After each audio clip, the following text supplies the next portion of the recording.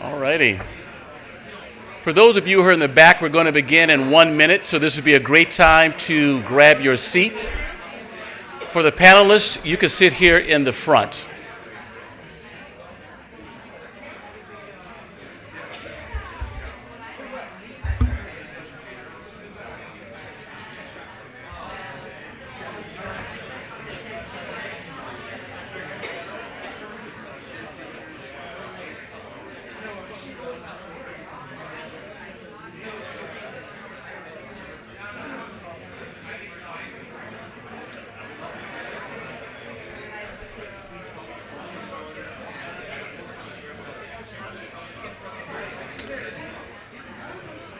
All right, those in the back, if you can go ahead and move to the front, we're going to begin. Around the room.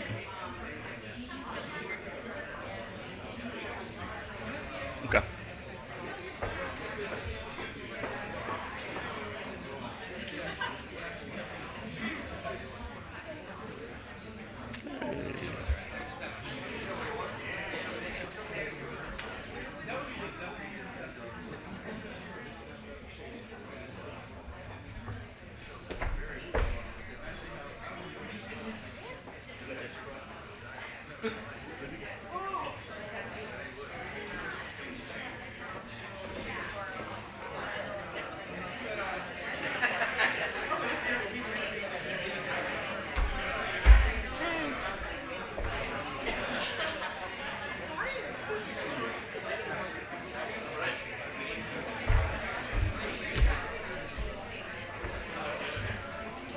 Joe, you can have a seat up front.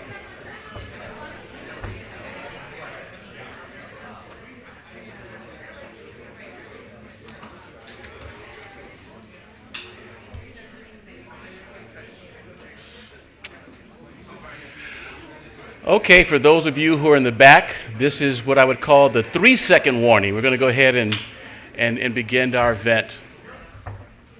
We've got seats in the front, and we also have a few in the middle. Okay, it's 2 o'clock, and I want to go ahead and make sure we begin. First of all, welcome to AEI. My name is Gerard Robinson. I'm a resident fellow in the Education Policy Studies Division here at AEI. For those of you who are here in our live audience, welcome to AEI. This is your first time. Welcome back if this is your second time or more. For those of you in the viewing audience, I want to welcome you as well. Throughout this event, if you want to tweet, it's a question. The hashtag is EdReformLetters. That's EdReformLetters. So first of all, this is an exciting time to be at AEI to talk about education reform. And we're particularly here to kick off the official launch of our director's book, Rick Hess. It's called Letters to a Young Education Reformer. And what's so important about this book is not only is Rick one of the main thinkers of the last 25 years on education in general, particularly about reform, but it's also an opportunity for us to have a conversation where the big R in the room isn't reform, the big R is reflection. Okay, it's an opportunity for us to reflect from people who've been involved with this work for many years, from different walks of life, who've been involved in reform, to say, let's just take a moment and step back. For my time talking to people throughout the states, talking to federal lawmakers, and also talking to parents and reformers, they also would like to see us take time to reflect. And reflection also gives us an opportunity to show wisdom and humility. 25 years in the game, there's a number of things we've done right. There's some things we could have done differently. And what will the future look like? Well, before we go to the future, let's just focus today on the past and take time for reflection. For those of you who just walked in or the viewing audience, for those of you who are here, this book is for sale afterward. For those of you who are watching, you can go to Harvard Education Press or to Amazon and purchase a copy. It's going to do your soul well. So we've got 3 parts. The first is we're going to speak to Rick and a scholar from Harvard. Second, we're going to go into 2 panels and have a Q&A. So here's how we're going to go. First, we're going to listen to Professor Mehta, Joel Mehta, from Harvard School of Education. He is author of a book called The Allure of Order, High Hopes, Dashed Expectations, and the Troubled Quest to remake American Schooling. And Rick is going to come up here as well. He's the Director of Education Policy Studies, scholar in this area, as well as a thought leader to state, local, and federal lawmakers. They're going to have a conversation amongst themselves for about 20 minutes or so, just to talk about the book, the origins of it, the contents, and where we'd like to go. And then once that's over, we're going to have a quick break, and then we're going to move into actually, we're going to go straight into our first session, which is lessons learned along the way. And we've got a great group of panelists. And in fact, Dr. Mehta will introduce the panelists for the first session. Second session, Rick will moderate that. It's called Advice to Young Reformers, and he will introduce. There will be a 15-minute break between those, and then following there will be a reception. So hopefully most of you will stay for good drinks, good food, but more importantly, we would love to see credit cards out so we can purchase this. Rick just chuckled, or we know Rick, he snorted. And so good way for us to buy the book. So what I'm going to do right now is I'm going to bring up Drs. Hess and Mehta to the front, and they will begin their conversation. So with that, let's give them a round of applause.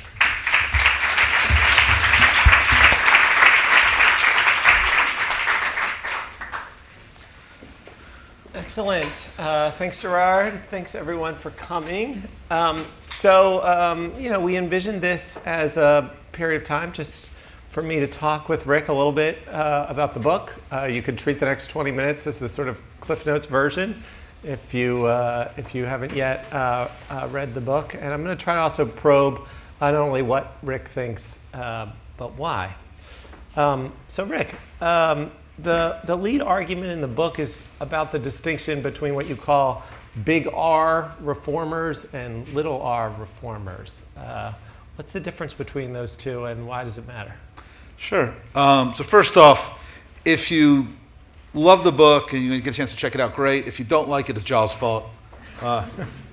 He and I were having a conversation up at Harvard a couple of years back when I was had the chance to teach up there a bit with them, and partly took this as his suggestion. Big R, little r reform. One of the things that has struck me as I look over my career in education, going back to when I was substitute teaching for pizza money in Waltham, Massachusetts in the late 80s, is that the reform push has been fueled by, I think, a bunch of wonderful intentions and smart intuitions. But I think one of the problems is when you're passionate and when you think you're smart, it's easy to get carried away. And I think for me, the big distinction between big R and little r is really comes down to how we go about the work of reform. Big R reforms are big, proper nouns that we fall in love with. No child left behind, race to the top, Common Core. It's not that these things aren't good ideas, that they can be even helpful ideas, but it's that we have turned them from sensible efforts to reconfigure and rethink systems into one-size-fits-all solutions. Little r reform, it's trying to make sure that these intuitions are approached with humility, with temperance, with moderation. It's not that we shouldn't embrace accountability. It's not that we shouldn't find ways to better evaluate and pay teachers, but it's that there is a degree of learningness and stutter stepping along the way that I think is healthy, that big R reform sometimes just squeezes the common sense right out of the picture. So in the book you say that folks can fall prey to kind of groupthink, and you can get in a room and everybody can agree that if only we could pass this piece of legislation, that would be the answer. And you're saying that little r is sort of an antidote to sort of that way of thinking about that. Yeah, I think the overreading of the argument is to imagine that I have somehow, in my increasing age, become some kind of nihilist or radical, de-schooler who believes nothing works. That's not the takeaway. The takeaway is that I have always believed that school choice reflects certain common sense intuitions, that you want to pay people who are good at their job more than people who are bad at their job, that schools should be responsible for serving kids well in multiple ways, but that our efforts to push this have sometimes gotten so caught up in the passion of the moment, in the labels, in the trench warfare, that we've lost sense of what it takes to make these things actually work for kids. Can you give a couple of examples where people have been enthralled by some sort of big R reform and thus haven't sufficiently thought through the complexities? one that people seem to like is, I use it at the opening of the book. It's just for me because it's so typical of 25 years in this space. Is shortly after I was new to AEI back in 2002, I got a call from the Pentagon. Couldn't tell me what it was about. There was a secret meeting the next day. I had to sign a non-disclosure. Would I come? I was like, sure, what the hell? How can you pass on that? So I go over to the Pentagon. Turns out that we were planning to invade Iraq, and they were assembling teams to support the various ministries of the Iraqi government, and they were wondering if I would be part of a 4-person team that was going to support the Ministry of Education. I went to a couple of these meetings. I was part of this process before I decided that I didn't have a lot to offer. But one of the moments that has just struck with me, because it captures so much of, I think, what happens, is there were a few folks from the Pentagon who were doing the briefing. There were a couple of folks from the executive branch. There were the 4 of us. And at some point, a very nice young woman from the White House put her arms on the table, and she said, what we're talking about here is so thoughtful, so constructive. Let me just remind everybody that the one thing the White House wants to make sure doesn't get lost is that Iraq needs its own version of No Child Left Behind before we leave. And it's funny for me because when I look back, I don't think she was unusual. I think that's how we tend to think about it. Everybody needs whatever I think makes sense at the moment, whether it's Common Core or small high schools or new teacher evaluation systems. And what happens is we fall in love with it. We didn't yet know how many schools were going to be standing or were going to be rubble. The briefers didn't actually know that I was Jewish, and they're asking me to go support the Ministry of Ed in Iraq. But the one thing we did know was that we were in love with NCLB. And for me, it's not that NCLB was necessarily a bad idea, but I think it's that kind of blind faith that gets us in trouble. So what about a little closer to home? I remember your writings in some of the early days of the Common Core. You were, it was a bipartisan effort. There were a lot of people who were in favor of it. And even at the time, you had some skepticism. Why was that? I think Common Core is a great example. I'm a big believer that curricula need to be coherent. I'm a big believer that standards can be helpful. It makes sense to me for states to try to use comparable tests so that you can make apples to apples comparisons in terms of school performance and student learning and instructional materials. But the reality is, and even advocates of the Common Core used to say they knew this all the time, was that it doesn't actually matter if a state adopts these words on paper for K through 12. What matters is what those standards mean for tests, for instruction, for curriculum. And the reality was that people who meant well were so caught up in their moment that they got the blinders on, and they wanted as many states as possible to sign on to Common Core, and they were comfortable with states signing on to Common Core even when nobody was paying attention. And they told folks who asked questions not to worry about it. There's nothing here not to love.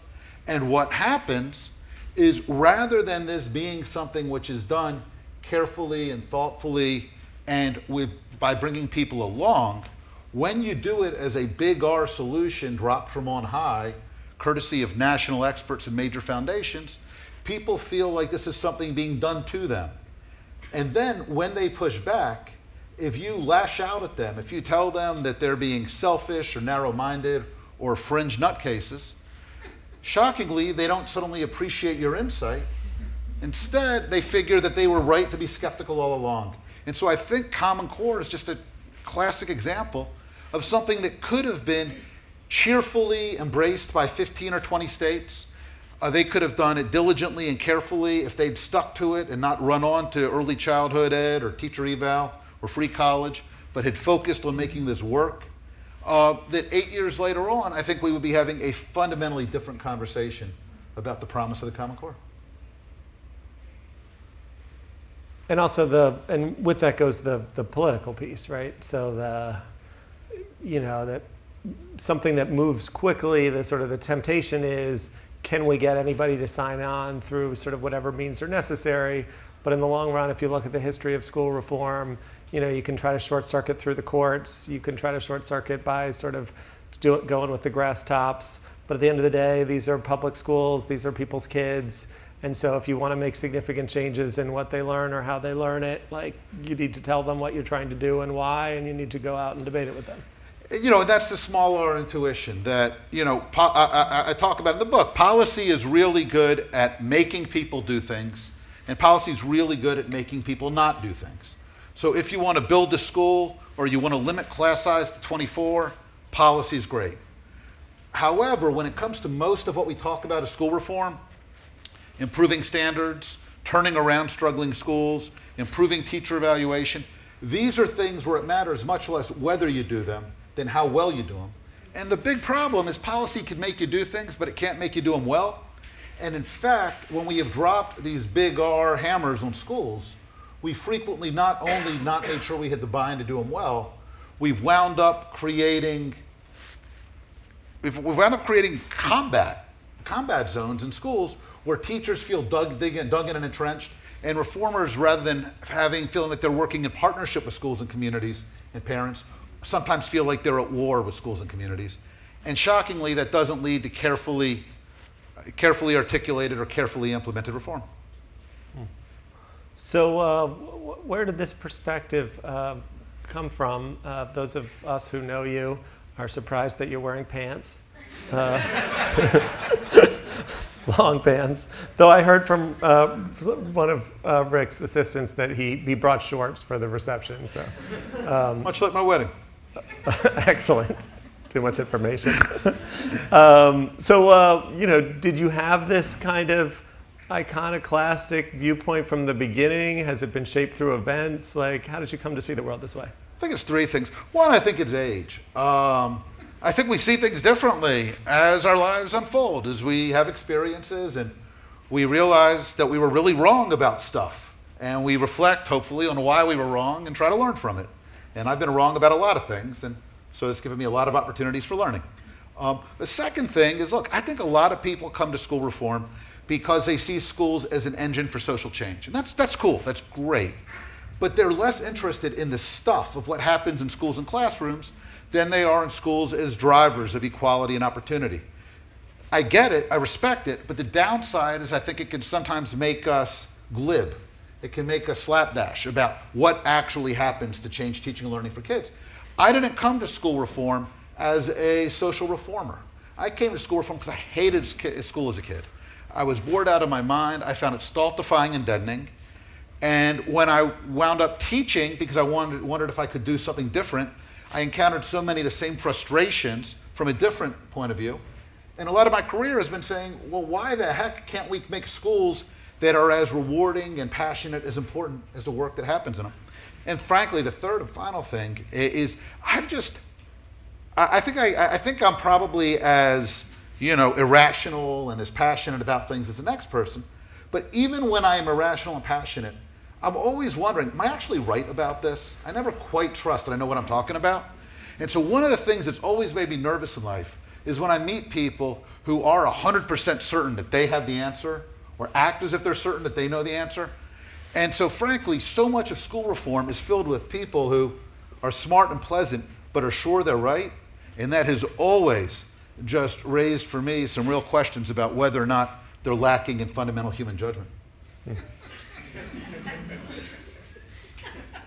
Let that one sink in. Okay, so if not passion, then how about research? I work in an ed school. Sorry about that. We've been at this for 100 years. There's a lot that research has ascertained. I'll never forget when I took my son to sort of look at the first preschool that he might go in. A guy who was, probably like 22 years old told me that they did everything like exactly the way the research said. And I was like, I think I'm going to try somewhere else. So you say in the book that research tells us less than we think it can. Why is that, and are you opposed to evidence-based policy? I think evidence-based policy is an empty word phrase used by people who don't quite understand research or policy. Look, I'm a big believer in research when it's used carefully.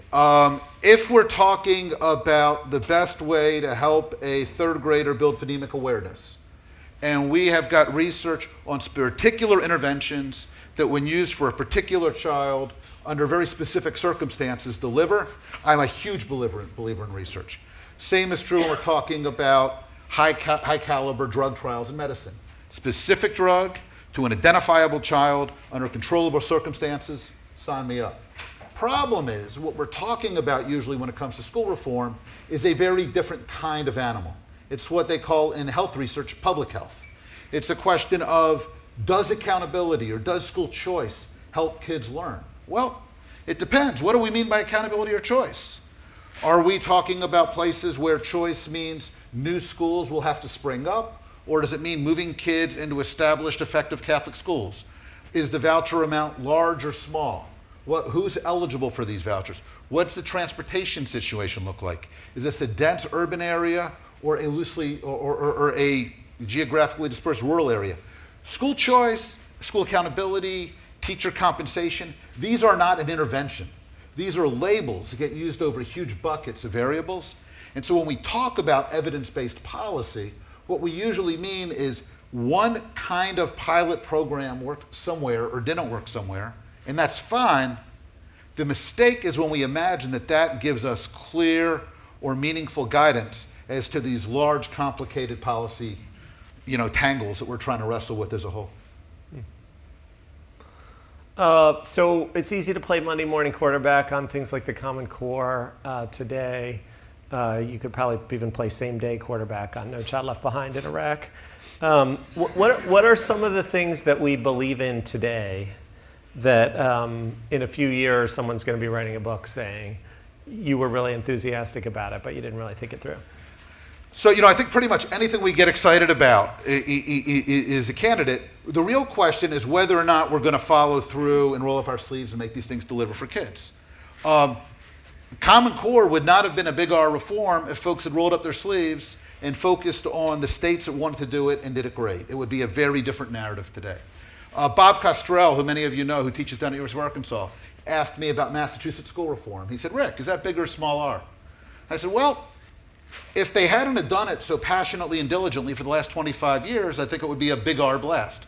But it was a coalition of people who rolled up their sleeves, kept at it, worked diligently on how this actually affected school districts and schools. In my estimation, that makes it not big R because it's about the work rather than about the enthusiasm. So the ones that I think are the most likely candidates, free college, early childhood education, our new love affair with career and technical education, CTE. Each of these things, I worry that a governor has decided that this is a way to make a name brand, that there's advocacy groups getting money from foundations to go out and push them. They will win a couple of legislative fights, and then they will move on to go do something else in 24 months. And these things will become the latest exciting slogans that die on a vine. So let's just dig a little deeper on that. So let's take early childhood. Like, who could be against more support for the little kiddos? Don't you have little kiddos now? I do. I'm all for more support for them. And there's I'm playing devil's advocate a little bit, but you got Heckman, Nobel Prize winner, saying if you invest more early. You got Perry preschool.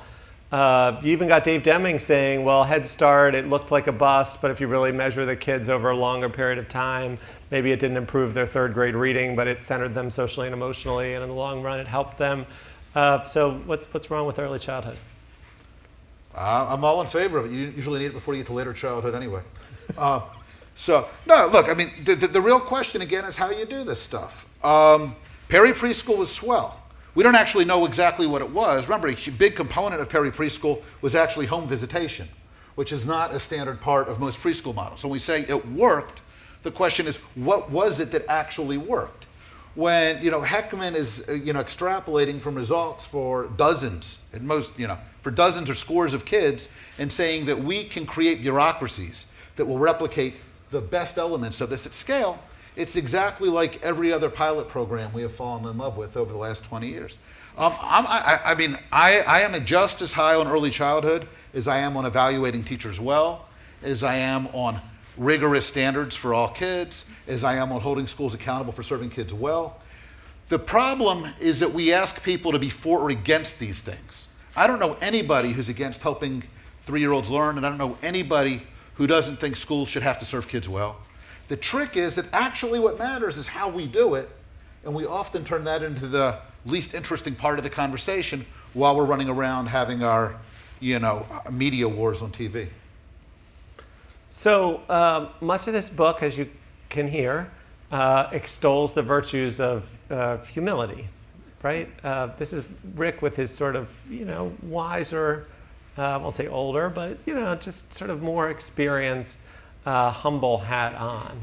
But, it's called Letters to Young Reformers. Young people are passionate people, and the reason that they're passionate is they see injustice in society and they want to create a better future. Maybe they had a good schooling experience and wondered why the kids across the tracks didn't get as good a school experience. Maybe they had a bad school experience and wondered why it had to be this way. And the reason that they're in the policy arena as opposed to teaching in a school is because they don't want to just address this for the kids that they can reach. They want to do this for lots of kids. So they've got the sort of core message of the book, but given that, what should they do? What should they be for? So let me answer it by saying I'm actually less concerned with what people are for than with how they're for it. I think the mistake we make with so much school reform is that we think it's really about whether your intentions are good and whether you've got good ideas. I think for me, the biggest learning over the last quarter century is that good ideas and good intentions count for a hell of a lot less than I used to think. What actually matters is your willingness to stick to it, to wake up every day, to listen to families, to listen to educators, to watch how these things actually unfold on the ground, to correct when they're not making sense. And that's just much less fun, much harder, much less romantic than the chance of going to Washington to pass a big new law to fix America's schools. Okay. I can see that by the judging of the faces in the folks here in person, some of you are strongly in agreement with what Rick is saying, and some of you are not, which is what should make hopefully the panel and the reception to follow interesting. I can assure you, for those of you who haven't read the book, it does possess much wisdom, and part of that wisdom is the book's not too long. So in a few hours, you can distill what Rick has learned over 25 years, which is an efficient use of time. And it really, cuts through a lot of different issues. So we've covered some of them today, but research, media, policy, all the arenas that we sort of travel in, there's a chapter on each of those and sort of how you would think about it through this lens. So let's give Rick a hand on the book.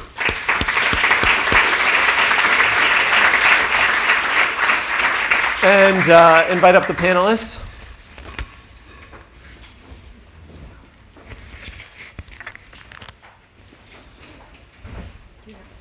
I do not. I think you should just sit where you like.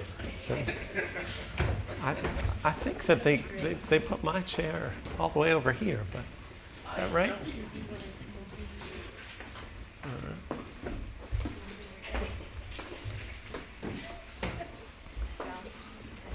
Thanks. I'm not quite sure what I'm going to do with this. This here, I guess. Actually, yeah, that's me. Yep, that's me. But in case I forget.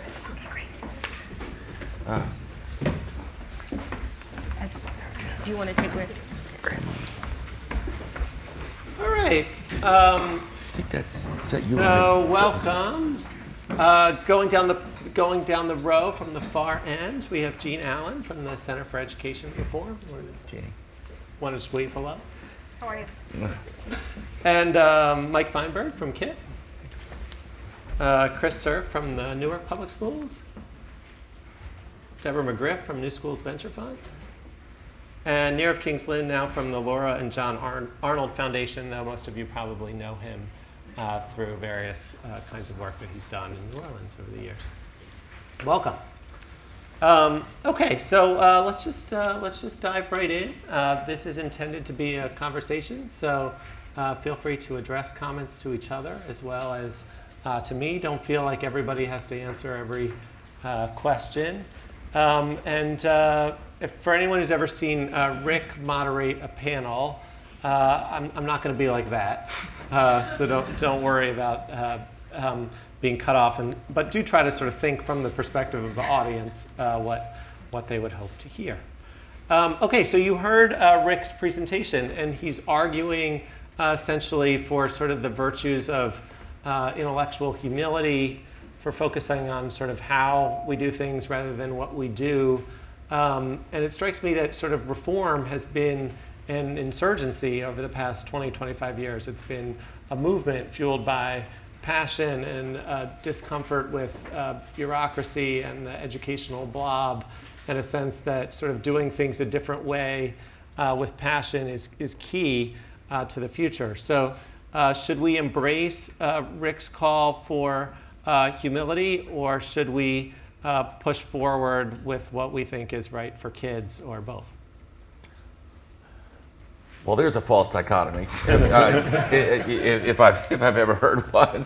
So first of all, I think humility is absolutely in order. I mean, we have thrown everything at this for 30 years or more. People date it to a nation at risk arbitrarily, but you could. We've had No Child Left Behind, we've had Race to the Top, we've had Broad, Gates, and a huge philanthropic impulse. We've had academia involved, and while we have made, I think, material and frankly often unrecognized progress in equalizing educational opportunity, I think it's fairer to say we've made a dent in the problem than that we have fixed the problem.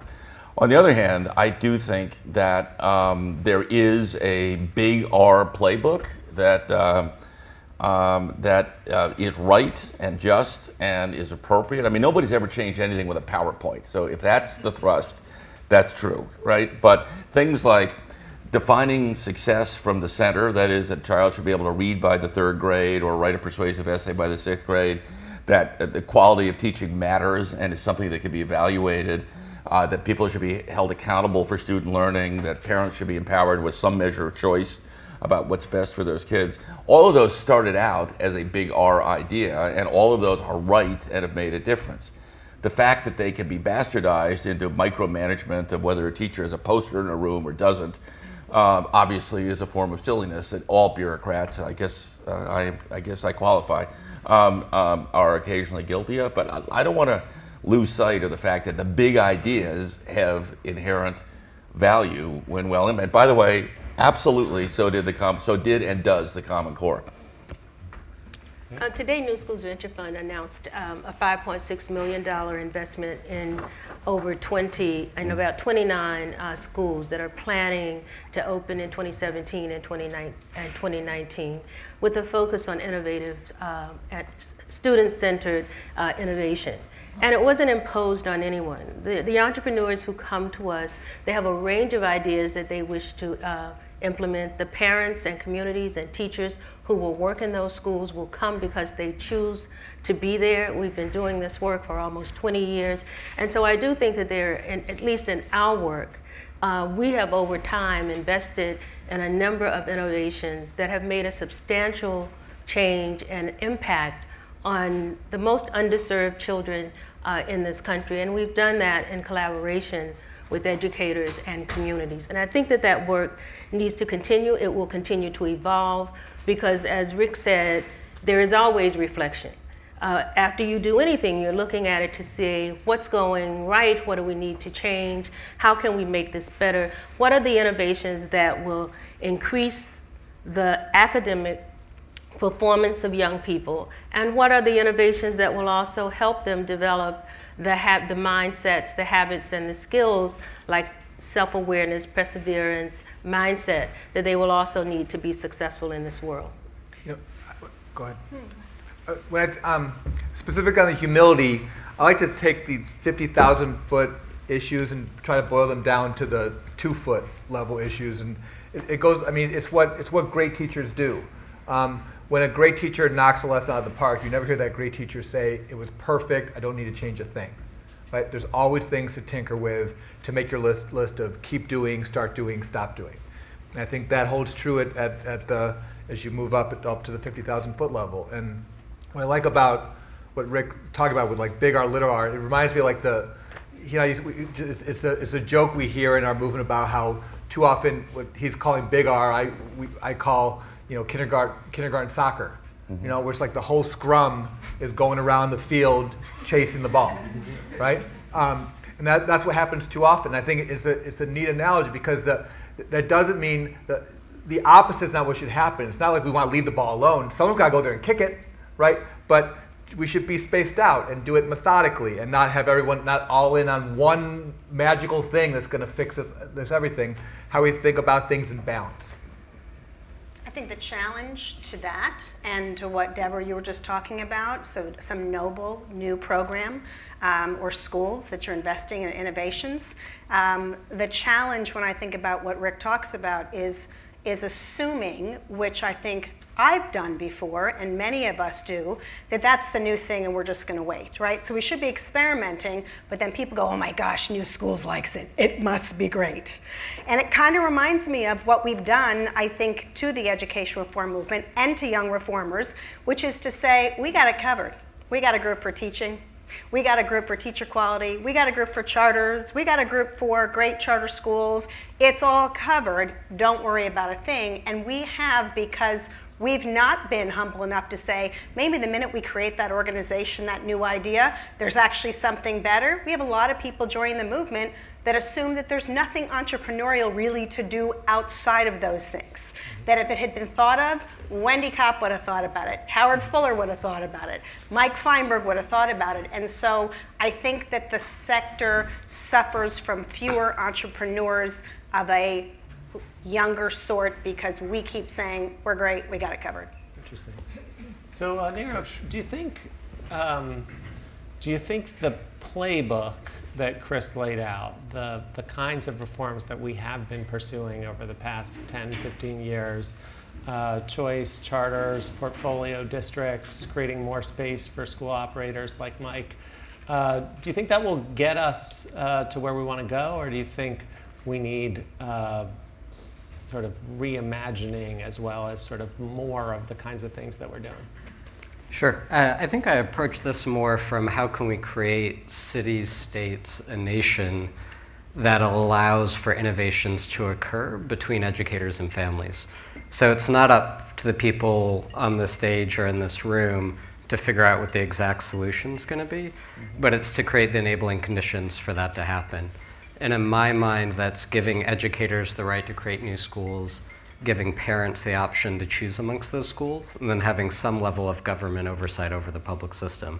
So if you can get those structural things right, educators and parents amongst themselves can navigate what the next innovations should be. But I think it's up to policymakers to create those conditions, not figure out what the actual interventions are. Chris, what do you think about that? Well, that's a big R reform, right? I mean, meaning that for me, that is, and I actually fundamentally agree with that, is micromanagement generally doesn't work. Leaving space for creativity and innovation works. But the whole idea of not having a top-down, centralized, monopolistic system, bureaucracy, and having some kind of marriage between autonomy and accountability is actually a policy idea that takes a lot of work to design and implement, frankly, from the top, as was said, to create the conditions for that to work. So that's why I struggle with Rick's dichotomy. And I sense from his comments he does as well. I mean, as I say, you can't change anything with a PowerPoint. You actually have to do it, well, and learn from your mistakes and be in a continuous learning loop, and to defer to the generals closest to the ground. That's true. On the other hand, the big ideas have a role. They're the skeleton upon which the flesh is put. Chris, I agree with that, although it's like there's a need for something to happen at the top. But this is where it gets into the quote from Spinal Tap, there's a fine line between clever and stupid, right? And it's like we need the trap that superintendents and mayors and governors, I think, fall into is like, I'm now in the chair, I've got to figure this out, I've got to have a plan that goes top down, big R, right, all the way, kindergarten soccer all the way through. It's a real that their job, I think, shouldn't be quarterback, their job should be offensive line. Right? To Neer's point, I think their job should be, how do I use my top down power whatever, to set the conditions to allow bottom-up reform and help and good things for children to happen. And then by doing that, don't they end up inadvertently, so often, Mike, creating the unintended consequences of policy? Because they go, I figured it out. I'm going to enable Neerav's vision of schooling to occur. Someone's got to write a law. Chris, someone's got to regulate it. You're a commissioner, how that happens. And then all those words get in front of a few people who really don't have any access to these conversations, and they turn into a completely different policy. So isn't another lesson that the more we think this and try to structure it, even for the good of kids, the more we end up creating actually a lot of the system that we sought to replace. Think about SIG and Annenberg. Annenberg did essentially what SIG did because we thought it was a great idea. We're going to give lots of failing schools and districts lots of money and let them perform. It sounds amazing, but does anybody ever go back and go, why did Annenberg fail? He wasn't a bad guy. $100 million for 10 school districts? Awesome. Does anyone here but maybe Deborah and Chris and I don't know, who else knows what Annenberg was? Probably about 10% of the room. I think one. I know what Annenberg is. No, she's saying that I have double the number of years that Rick Hess has been doing this work, and I really do believe that we talk about autonomy and collaboration, and knowing that there are some things that work for some kids, and how do we create cohorts of people and support them in that work, and how do we implement our innovations in those environments that we know will be supportive instead of trying to impose them in legal and regulatory environments that will never allow those innovations to thrive. One thing on top of that, I should have caveated, I think, my answer to your question in that I don't think we yet know how to create the regulatory regimes that describe the conditions I was hoping for. And so in New Orleans, we created one version of this where nonprofits run all the schools, governments are regulators, schools choose between them. And what I got hired to do by the foundation I work for now is to test whether some form of that similar regulatory regime can work in other cities. But we're going from 1 city to 10 cities. We're not going from 1 to 100, and it's all opt-in. And so I think we're trying to learn more about what that regulatory regime is, but we're not presupposing just because it worked in New Orleans that exact regime will work in every city in the country. I'm sorry.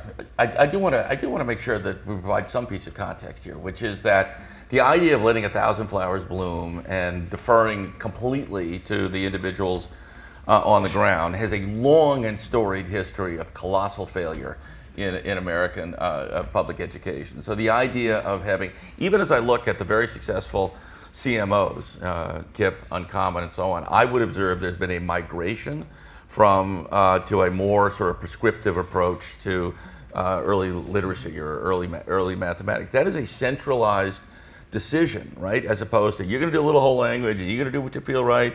You really like the Vietnam War, so that's what you're going to study for 12 months in U.S. history. So some kind of centralized framework is, I think, a really important part of the equation. I think what Rick's point, the point that I take from his work is it's how you do it as opposed to whether there are some things that, I mean, for example, in Newark, we've gone from about 8% of the kids in charter schools to a universal enrollment system where every parent has choice everywhere, and now 44% of the kids who participated asked to place the charter school as a first choice, and those schools are getting, according to Credo anyway, 7 months of additional learning per year in reading and math. That didn't just happen. I don't know whether that's an offensive line or a policy. That happened because there was a very intentional effort to create the conditions in which that could happen. But you know, that's a policy debate, and I know that that's what we all do. But, and I know we were all educated in schools where our professors probably all crossed out the first line where we'd said "I think" and took it out, and they'd say, "Why are you putting 'I think'? You know, you're writing a report." But I would love us to stop saying "we all know" and instead start saying "I think," because we don't all know that 1,000 flowers blooming failed. In fact, I don't think that. You may think that. I think we do a disservice to people by saying that because we are looked at authorities. And there is debate among people who are like-minded on many other things about whether specific things happen. And again, in the spirit of lessons, I believe that we can say a lot more, I think, because my experience tells me, and so that the people to come after don't assume we figured it out. On your comment, though, on the CMOs, over the years, the range of CMOs that have been a part of the New Schools portfolio are not the same today as they were last year. They're always innovating, they're always reflecting. If you talk about KIPP, for example, KIPP LA went to blended learning because they needed to in order to survive economically. The people who are now saying, I am doing more student-centered work, started out as more of the traditional CMOs, but decided there are other ways to have an educational model that will accelerate the growth. And when studies are done on these models, especially the kids who need it most, are accelerating at 4 times the rate of other models. It wouldn't make sense not to continue to innovate, but we still talk about them as though they were functioning the way they were 20 years ago. Mike, what do you think about what Chris said about autonomy and centralization in CMOs? Because KIPP, historically has been one which has said, we share some building blocks, but the school leaders have a lot of power. Yeah, we've we're at 200 schools now. Our first we probably opened up the first 180 schools with the mindset of, congratulations, you're a Fisher Fellow. Here's a blank canvas. Paint your masterpiece. For us to realize that again, fine line between clever and stupid. There was a lot about that was empowering and great and inspiring, and some amazing things came out of it. But it's not like that. Everything was great. It's kind of it's good I'm sitting in between you guys, because it's a blend of both of what you were saying. Actually, it's we didn't let 1,000 flowers bloom. We let about 180 flowers bloom, and a lot of them were beautiful blooming flowers, and some were duds. And we learned from it. And I think one thing we learned is that if we're going to try to continue to have our existing 200 schools be set up for success and be sustainable, and there's pressure to continue to grow and grow faster because the wait lists are crazy. Where I am in Houston, it's 12,000 kids trying to come to KIPP Houston. If we try, there needs to be some kind of structure. We don't need to go to the opposite end, and instead of here's a blank canvas, now here's paint by numbers, right? Any dummy can do it, right? That would be the wrong lesson learned. But can we give a framework? Can we give people a playbook and a set of tools to make it easier for the next gen without sending the message we have it all figured out? So if you still want to go, if you want to paint outside the lines because you've got a great idea, by all means go do it. Power to Lead is still alive and well in KIPP, but we don't need everyone to reinvent the wheel for school number 201. But who funds what you did so well back right after the tragic Katrina, when you were willing, without asking anyone permission or knowing a dime was coming back, to go to the Houston Astrodome, remember this? Yeah. Rock star, Mike. You to Houston Astrodome, recruit people and say, we're going to bring you to our school, and we're going to make room for you, and we're going to figure this out whether it works for us or not, and whether the district and the authorizer likes it, and blah, blah, blah. And the creativity that came not just from KIPP as an institution, but from the individual organizations that saved kids post-Katrina, I would argue could never happen today, because we would want to dissect them, get the strategic plan, figure out whether it fits into our portfolio, with all due respect, Nirav, like where is it that it goes? How do we still retain, as a lesson, that kind of stuff, which we all just went and did? So something along those lines, that's the push that Richard, Dave, and I ask ourselves along the lines is, what if the next version of Dave and me are our 2 teachers in our schools? Would they, the way I had to stalk Dr. Page and sit on his car and wait for him to come out to get his attention, to beg for an opportunity to try something different? I hope to God we haven't. What? Say that again. The only way KIPP started, we had to get permission from the district to start the Knowledge is Power program, and people kept kicking around, and finally one area superintendent said the only way that this can work is if you get the permission of the superintendent. So being a 23-year-old young teacher, I thought, well, that means I got to go see the superintendent. So I walk in his office and like, hi, I'm here to see the superintendent. And they say, go away, little boy, you're bugging us. So I couldn't get a meeting with him, so I found his car in the parking lot and I sat on it for 5 hours, thinking he has to come out sometime. Dr. Page comes out, he sees me, he says, get off my car. He says this day I dented his car. For the record, I did not dent his car. He did not need to take it to Mako. But I said, Dr. Page, I'm in a pickle. I can't teach my babies. He said, come to my office tomorrow morning, we'll figure it out, right? And I would hope that we haven't created a structure, to your point, where the young guns that have a great idea that feel like they need to get out from under the man, have we become the man, right? What are we doing to make sure that the next teachers can take it to the next level? Something we think about a lot. So is it possible, I can sort of see two interpretations of what the last three of you have said. So one is that there's some sort of midpoint, right? So if we have 1,000 flowers blooming, we move to an entirely decentralized system, we don't do smart regulation, we'll get wide levels of inequality in what those places are doing. And so the answer is free people up, but have some sort of thoughtful systems of regulation that allows you to close failing schools and so forth. And on any given dilemma, we could probably find, in Mike's case, we want to do this in more schools. Everybody doesn't need to invent the wheel. We'll give people somewhat of a template, or we'll insist on the things that we're sure really worked, but we'll still give them some flexibility. So one answer is that there's some sort of midpoint, and we're searching for it, and the people who are at the extremes are missing something. Another possibility is that there are just dilemmas to be managed that are never going to get resolved.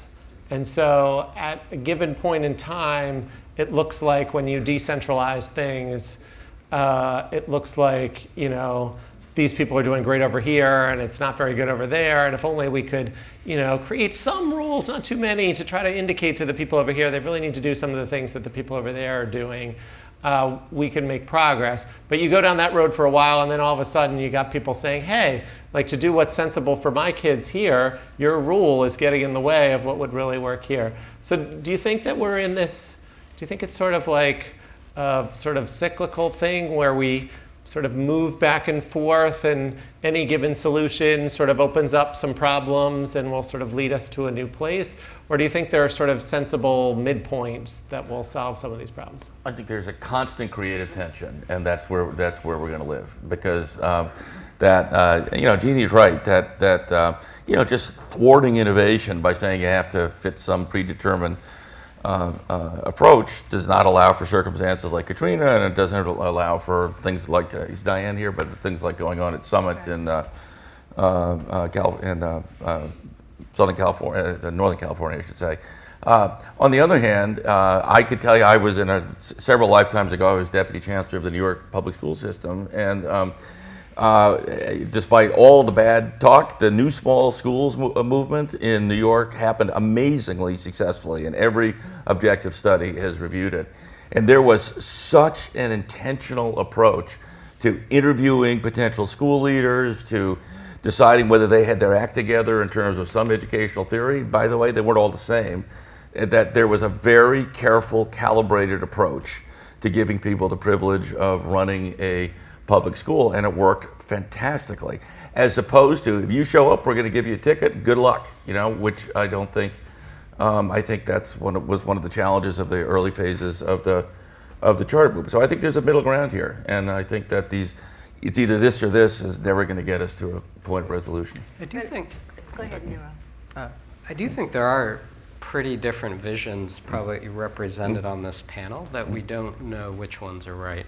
So my hunch is within each of those there's probably a sway, but that we should understand those as pretty separate visions. And so an all voucher world versus an all charter world versus an all district autonomy world, those are fundamentally different things, and they're not modulations on one central theme. They're different ways of envisioning education in this country. And so I don't think we know enough yet to know which one of those will work. And I think this is the beauty of federalism, and within that, different cities trying different things. But I would love to see Jeannie's vision tried at scale. And places like Arizona, we're probably getting closer to that vision, if not perfectly there yet.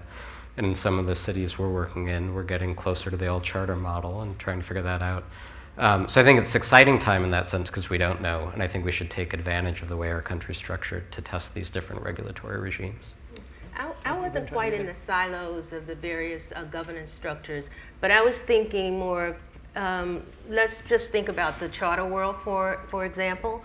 And there's always a need for change and innovation.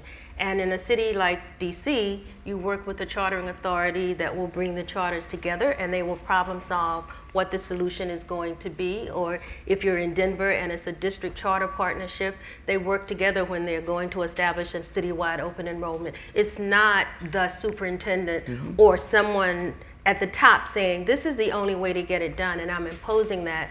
And there's always corrective action.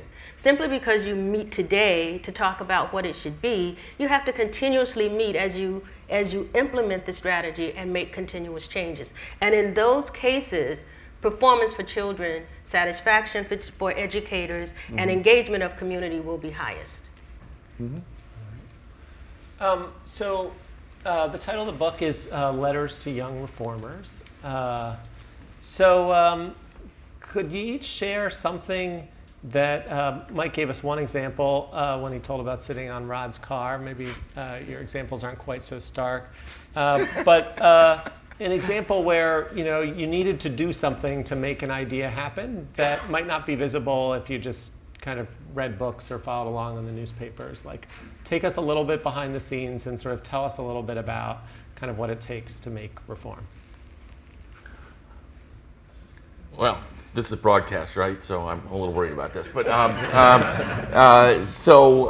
when I was the state commissioner in New Jersey, we have in our state a city that Camden, as you know, which had just extraordinarily low student achievement. I mean, we've all worked in environments where there's low, but this was really an order of magnitude that you rarely see, even in this country.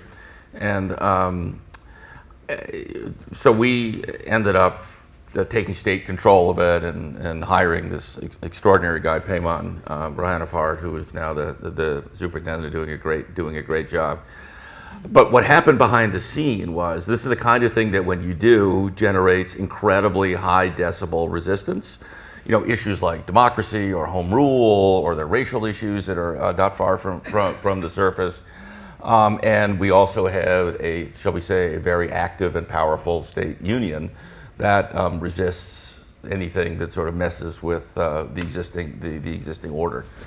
And so we were very thoughtful behind the scenes to, when we did this, to have the body of work surrounded by every major political actor, every major member of the clergy, every major community activist in the city. So when the sort of extraordinary negative reaction occurred, it had literally nowhere to go. And most significantly, I won't mention the name, but we have the equivalent of political bosses in New Jersey in the old sort of Tweed sense of the word. Do you want me to mention the name? No, we don't need to do that. Essentially, the suggestion came to the state union: pick another issue to be a pain in the neck about, because you need me in the legislature,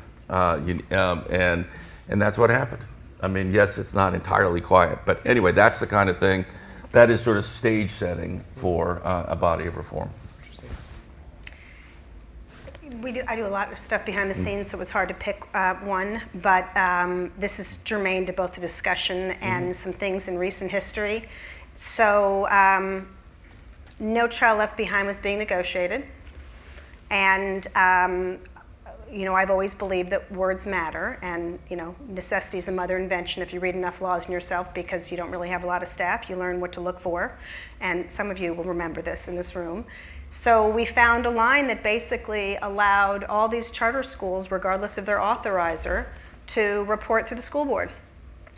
And no one else in the charter community at that time, which was small in Washington, D.C., believed when I would say, actually what's going to happen if we don't put a clause in there, that charter schools will immediately become beholden, not to their authorizer, but to the school board. And they would love nothing more than to do that. And they'd say, no, our friends on the Hill have promised us that's not going to happen. And Chairman Boehner, who was chairman of the Education Committee at the time, he told us that's not going to happen. I said, it's going to happen. We need to put a clause that says they are accountable to their authorizer, not through the school board, if that's not their authorizer. Well, no one believed me. So I went up to the Hill.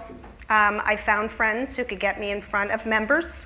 Some of them are still sitting in Congress, so I won't use them.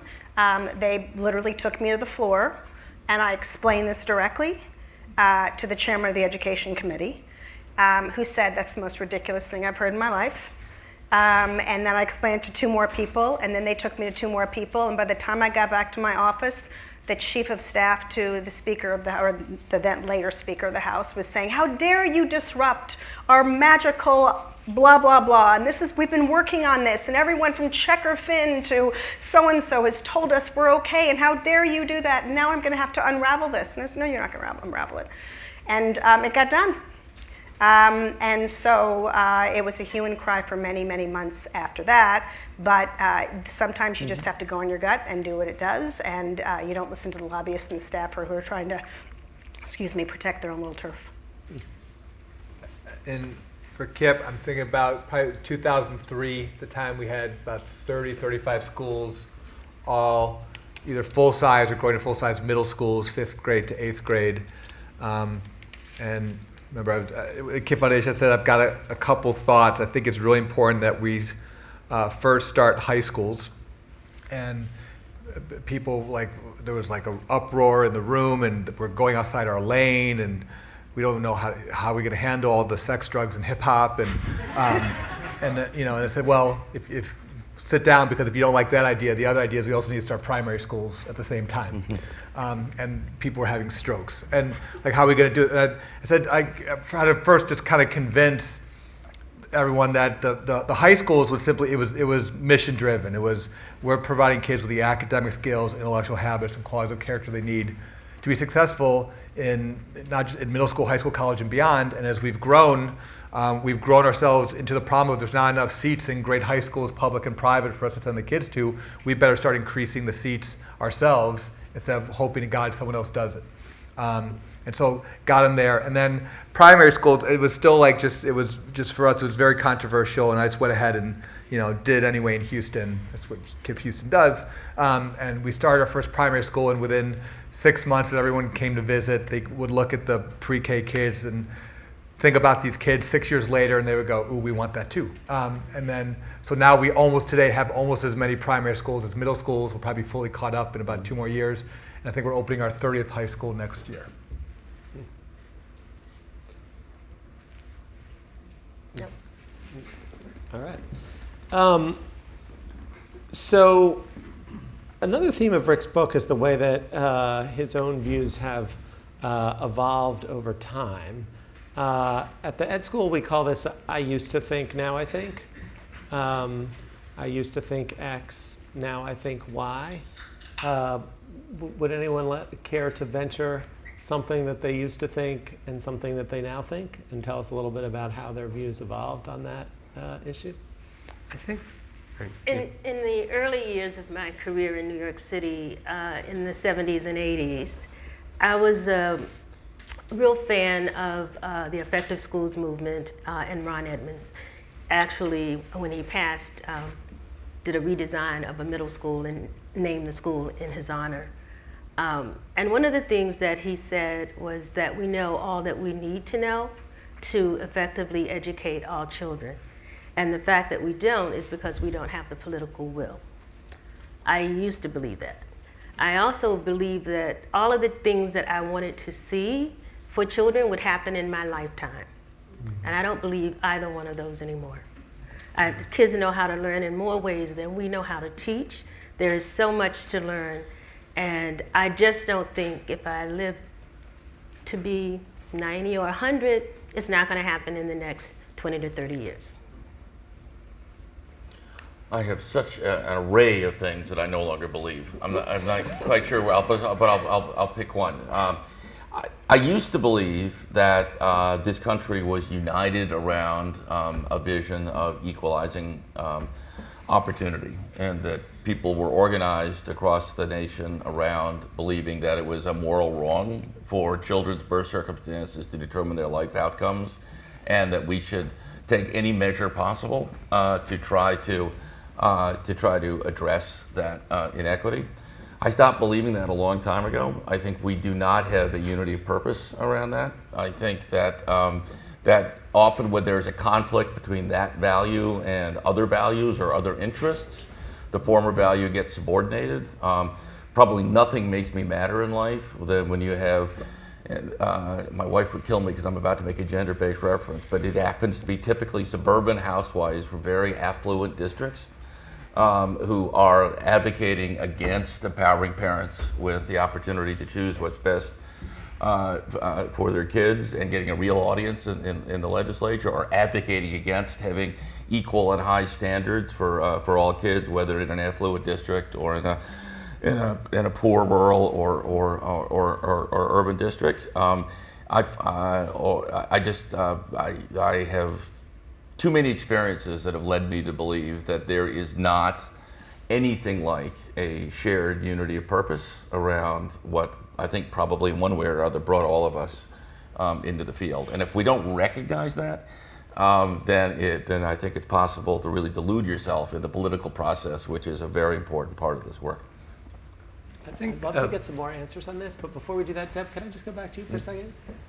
You told us you used to think Ron Edmonds was right, and now you no longer think so. No, because what changed your views?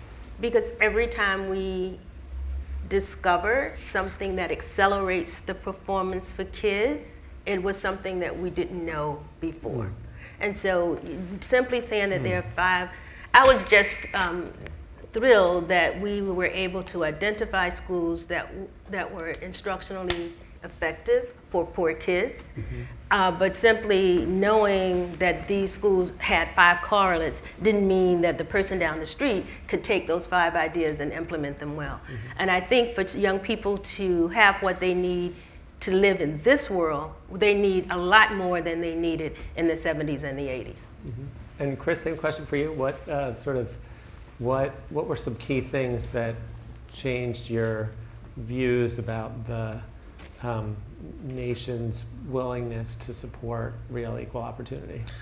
Well, one moment comes to mind when I was sitting in a legislator's office in Trenton talking about the need to, we got a new 10-year bill through and needing to include in that eliminating last in, first out, by which, as you all I'm sure know, that you protect the job of a demonstrably inferior educator if she or he is one day more senior. And I go, you can't possibly defend that as something that's being in the best interest of children. I mean, you can construct a defense of it, but it isn't nothing to do with children. It has to do with avoiding arbitrary employment decisions or whatever the argument may be.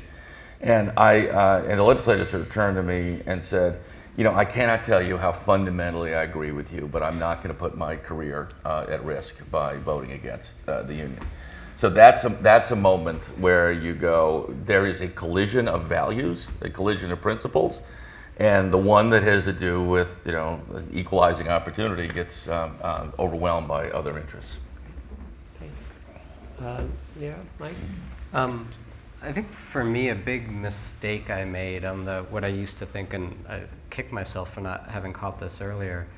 I viewed chartering as something that was a vehicle to create new schools to basically displace the existing schools that were dysfunctional. So it's a zero-sum game. Charters go up, district goes down, and then you have reform. And now I think of nonprofit governance as something that can benefit any type of school. And that was a big jump for me that, again, I wish I would have seen quicker. So if you take a place like Indianapolis right now, they have innovation schools, which are like charter schools. They're governed by nonprofits, but a district leader can apply. So the best school in the district, the principal says, I want this too. They form a nonprofit. They kind of spin out from the district, though they're still under the greater umbrella. Now, all of a sudden, nonprofit governance is a tool in the toolkit for everybody, rather than something that happens to the district because it's underperforming. So, to anticipate your question of, well, idiot, why didn't you think about that before? I think it was a lack of empathy and understanding of what it's like to be in the district. Like, you think when you're on the outside and you see underperformance, like you get mad at that and you blame people and so forth. I mean, there's some usefulness to that passion because that motivates you to act. But those folks want the same things, obviously, and your solution might ease their pain as well. And so finding things that are less zero-sum in nature but still get you to the same end state, that was a big jump for me and fundamentally changed the way I viewed the type of reform we do. And 3 years ago, New Schools made the same decision. And if there's an innovative school that has the autonomy that a charter has in a school district, we will also invest in the launch and development of that school. I think for myself and for Kip, I think we used to define school leadership as the school leader. And I think we've come to realize that school leadership is a shared responsibility and shared leaders all the way from grade level chairs and department chairs to APs and deans to the school leader / principal, all the way up to the superintendent / CEO. And that you need to think about that as a pipeline continuum instead of just betting the ranch on the one person who is going, and for some, I don't know why we didn't think about it from the beginning, but the one person who is not going to be there forever, who's going to start the school and stay there forever and be the one leader of the school. Interesting. That was silly early thinking. So maybe a corollary to Chris's comment about suburban parents. I used to think if we gave parents enough tools, newsletters, information, that when they were sitting in their carpool line or when they came out to the event or when they picked up the local paper, that they would get engaged immediately. And that similarly, policymakers with the right paper in their hands and people who are working on this issue would really get captivated by all the information we're sending out. In fact, many of them do, in both categories.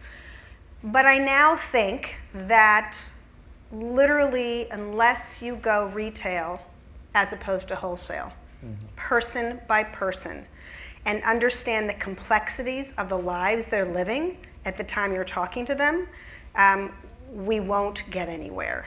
Because maybe partly because I became one of those busy parents, and maybe I got older and realized what policymakers are going through, but we too often dismiss people. And I, by the way, I did too. Also, suburban parents drive me crazy now. But, and I know a lot of them.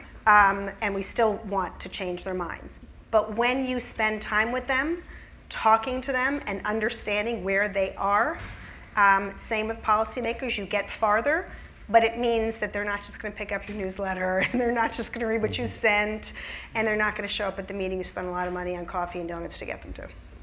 Interesting.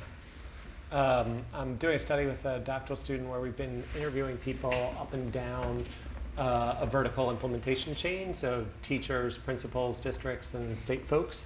And we're asking them about the same policies and also about each other. So we ask teachers things like, what do you think district people do all day?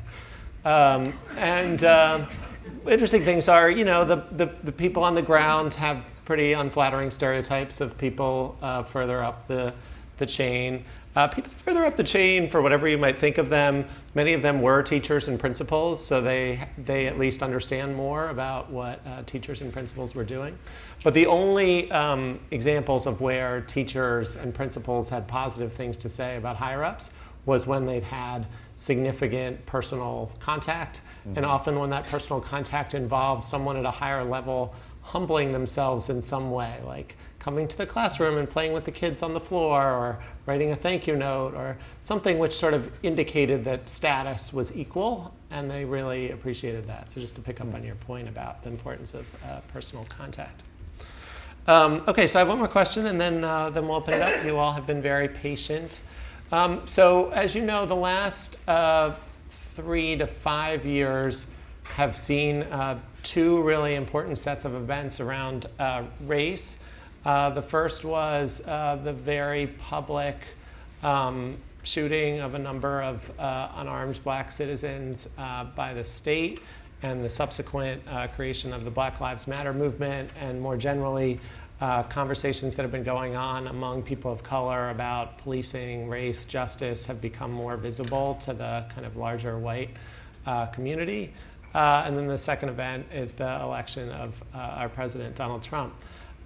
Do either of those events, with a particular focus on questions of race and equity, do either of those events change in any way what you're trying to do in the school reform conversation?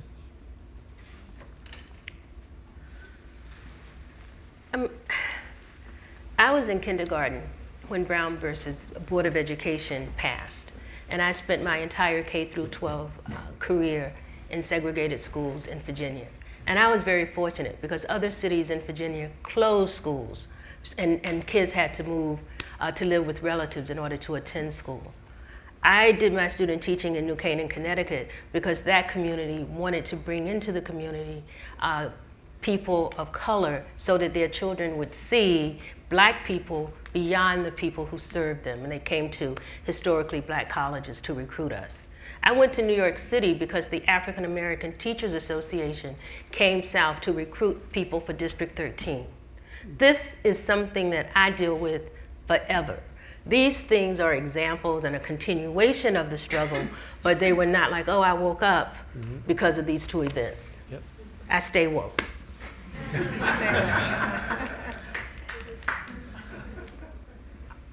I love what you just said. I can't, you're right. I mean, I think that's perfect. I think there are two things. One, not so much a change as a refocus and maybe reinstatement of purpose, and another one's a slight change.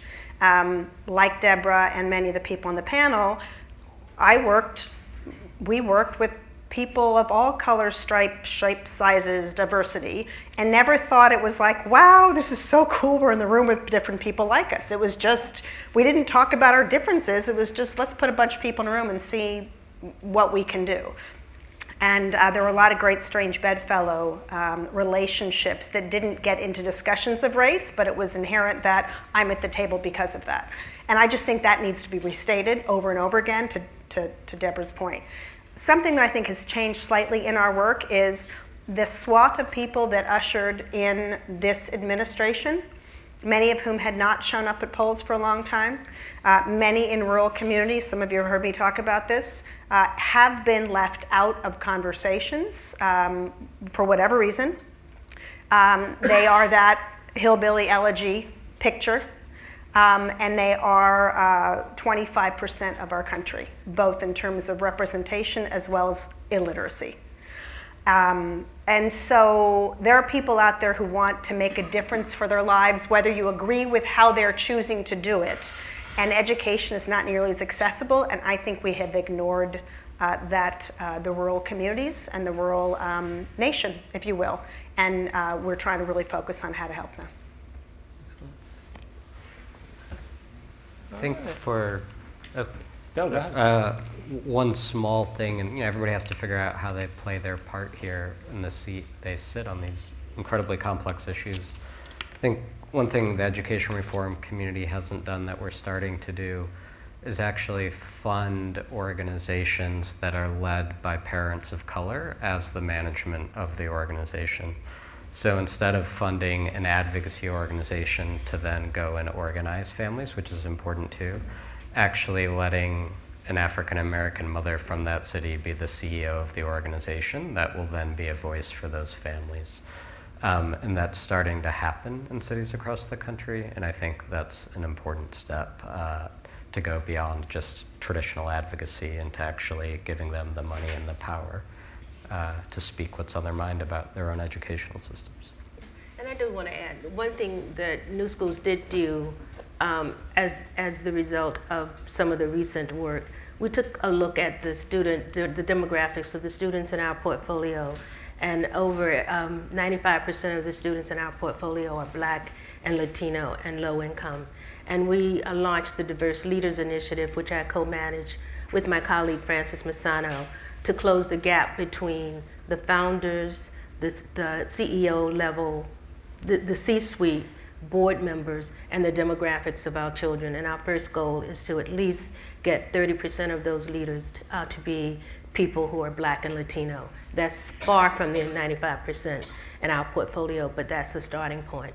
And we have invested in over 15 organizations that will help us increase those people. And I was just talking to Nirav about the importance of parent, family, and community work. And I was also thinking about how do you have the voices of the people who are impacted by the work engaged in the solution. And not everybody who's leading a CMO because they're Black or Latino are actually experiencing the lives that our children are experiencing. Thank you. Okay, anybody else on the panel want to say anything? All right, so let's open it up to questions. We got about 15 minutes. We have some folks from AEI who will circulate with microphones, and let's start right here. So please identify yourself and ask a question. I found this very interesting. I'm Mitzi Wertheim. I'm a professor of practice at the Naval Postgraduate School. You might ask, why am I here? I think the real objective in life is learning, lifetime learning. I mean, you even see that on the cover of The Economist. And I don't hear enough of that being talked. I'm also here because John Dewey was my godfather. My mother ended up writing him a letter when she was 16. They corresponded for 5 years, and she went to graduate school and typed all of his books. So that's my educational background. Okay. What I'm struck by, I have 2 children in the Berkeley Middle School, Martin Luther King, and there was an absolutely fabulous African-American teacher who had a humanities class. The first half hour was on... Ma'am. No, but it's important to understand this.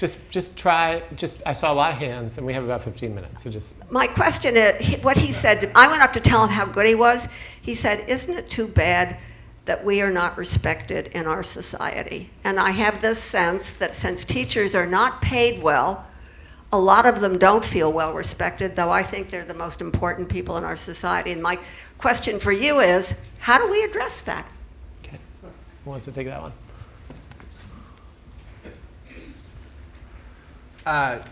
There's, certainly you put your money where your mouth is for when it comes to respect for part of it, but then respect goes beyond financial as well. Tackle the second part first. If we start from a place where we believe that great teaching and more of it are the key ingredients to any great school, which I'm a big proponent of that, then the teacher is not the afterthought, the teacher is not the widget, the teacher is the key focus of what we need to recruit, select, invest in, retain to make our schools great. And you spend that kind of time and effort on people and invest in them and create a culture where they're feeling respect. We heard the panel like say just from in 360 degrees, from the top down, from the parents coming up, like that builds a lot of respect, and people, teachers in that environment are going to go to bed at night knowing why they're on the planet.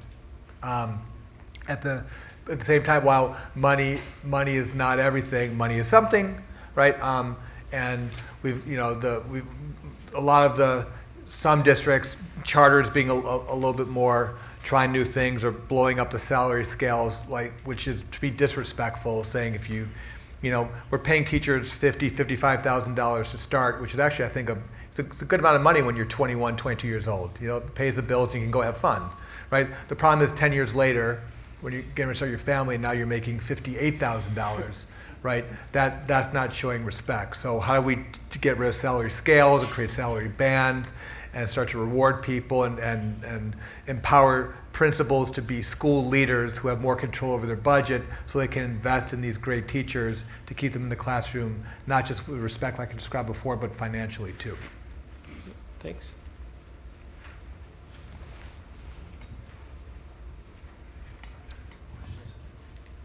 Go ahead. Quick question about what you think about with the internet, whether that's a big R or a little r, and do you think a lot of innovation is going to come from internet? Are we doing the right things with it, or is it just a side issue that is going to be helpful, but something else is going to come along next? Well, I have a somewhat idiosyncratic point of view about that, right? The technology's always been the reform of tomorrow and probably always will be. I mean, it is going to dramatically, it is already dramatically changing the craft of teaching in some schools more than in other schools. I happen to believe, just based on probably my own set of experiences, that there will always be a great teacher involved somewhere in the equation. The technology is an equalization tool, it's a productivity tool, it's a quality enhancing tool, but it is not, in the great run of cases, and I understand that there are people who have very different points of view about that, a substitute for the almost spiritual connection between human beings that constitutes great teaching. Now, economics can drive you in very different directions, and there are technologies that I can't imagine that are out there. And there's some really exciting things that are happening out there, but that's kind of my core belief. And I think by internet, it's access to lots of stuff. If you want to say technology in the larger world, technology could be a pencil. It's how you use it. And I think what is not happening enough in schools and school organizations is there's a tremendous amount of advances happening about teaching and learning that utilizes technology that rarely gets to the classroom or the school unless you have very nimble players that know how to operate with it, that create their own, whether it's managing data, whether it's using data. Our bugaboo is about getting innovation and opportunity synced. And frankly, the fact that we can have a classroom that doesn't have a qualified calculus teacher, but there's one across the street, across the nation, across the world, and we can't just beam them in for credit at a particular hour, why aren't we doing that? I can walk out of Walmart and like the next day they know exactly what I bought and I'm being marketed to, but yet we can't take advantage of a great teacher, Mike Feinberg in Singapore or vice versa. So we're not using it the way it could be used. Next question. Hey, Rick Hess. Hey. So as you guys think back on the various kinds of reforms you've been involved with in New York City, in New Jersey, in New Orleans, so many places, what's one thing that if you could go back, you would do that one part of it differently? You would execute differently in one way, knowing what you know now?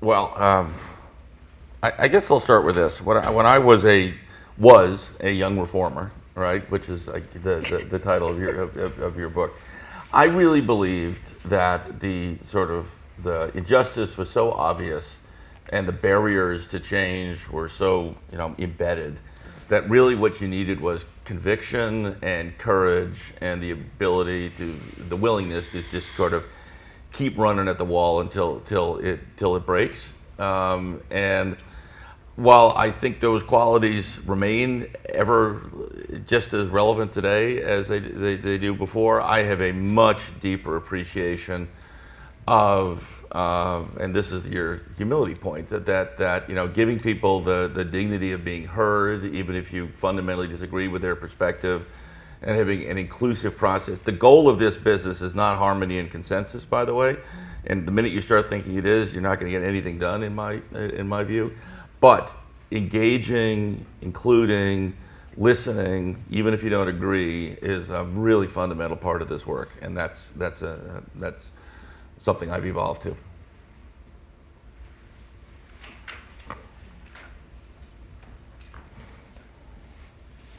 All right, I'm Jordan Sellers. I am a student at Howard University. My question was about where the school system is at with its anti-bullying.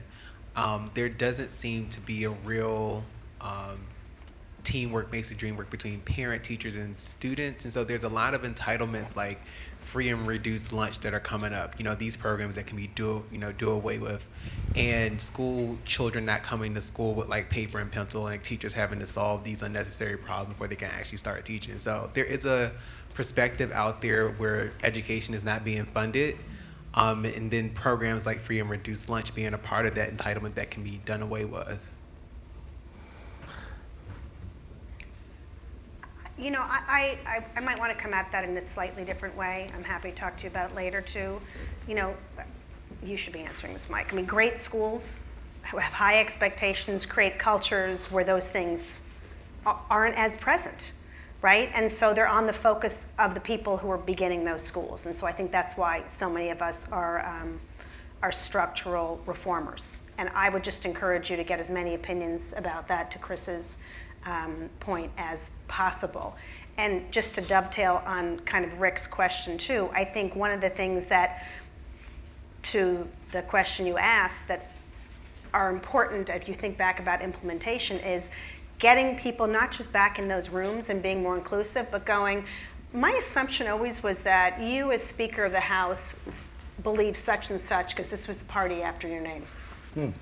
And getting rid of these assumptions that because people have a certain label after their name, are a certain color, are on a certain committee, live in a certain community, that they think and are predisposed a certain way. It goes back to my point before about contact. The issue about bullying is just as diverse as the issue about what kind of people are likely to support the things we support. And it's very different. Just to piggyback on that. So New Jersey has 580 districts, as incredible as that is. And the one issue that unified this incredibly diverse array of superintendents was their deep suspicion of the anti-bullying law that was passed. And I would say that was probably, it just came to me as you asked your question, a classic big R, meaning you can't be against it, right? Because bullying is epidemic and terrible and destructive and in some instances fatal, right? So of course you want to have a sensitive, intentional approach. But someone's idea in the shower of committees and reports, and then you get interpretational issues about some kid, shoved somebody on a school bus, it becomes incredibly nightmarish to administer. So that may be one of those big R ideas. Great. Yeah, it's hard to legislate work hard, be nice. Yeah. Right. Yeah. But that doesn't mean that shouldn't be what you aspire to happen, and that comes from leadership. Any great principal, any great school leader is going to have a culture in their school where that is known, that doesn't happen. Like, that's not allowed. We take care of each other. We don't take down each other. All right, we got time for one more. Right here in front, and the panelists will, there's a break after this, so if you want to take something up with the panelists, you can. Thank you. Hi, Jill Turgeon, Loudoun County School Board. I wanted to talk to the idea of the centralization versus autonomy. And Rob, I hope I said that correctly. You mentioned we don't know what rule or what guideline is right, and it makes me wonder, should we really be focusing on the objectives? In Loudoun County, it's fairly affluent, but we do have pockets of very students that are at risk. And the current paradigm isn't working for all of those students. It's working in some areas and not working in others. How can we empower our system, educational system as a whole, to be able to focus on the objective and not be so afraid to move away from what the traditional paradigm or the rule is, and how to address the needs of those students? That's a great question. And I think this is a tension. I'd be curious to get Jeannie's take on, and this can be a tension at the charter voucher border, and I'm empathetic to both sides. I don't think we know what's right. On one level, if you take the more regulated charter side, that's what you're doing. You're setting the objective. You're giving somebody a charter contract that's 4 to 5 years, and you're saying, go forth, we'll check on you with annual testing, but the how is totally up to you. And so I think there's just a really important policy question of what's the granularity of that objective. Is it annual testing that everybody takes? Is it you have to do some testing that's nationally normed, but not everybody has to take the same test? And I would say one of the open questions, I think, in probably our collective movement is what should be the level of granularity and objectives. I think most of us would probably agree that we should leave a lot of room on the how. I agree with that, and I would just maybe even go more elementary. There's a great opportunity now with a new law, and people who think that the law means a lot more than it does, to take advantage of saying, I want complete freedom. I want complete freedom to do what we need to do, not within the guise of standards, et cetera, but I would want you guys to figure out locally, because I don't think local control necessarily is the best thing in the world or the worst thing in the world. I don't think it means anything. But you're elected school board, and you should have legislators elected in Virginia, I know it's a hard lift, that actually give you control to do anything you need to do to serve those issues. So if you want to create your own kinds of schools and knit them through your own kinds of standards, whatever.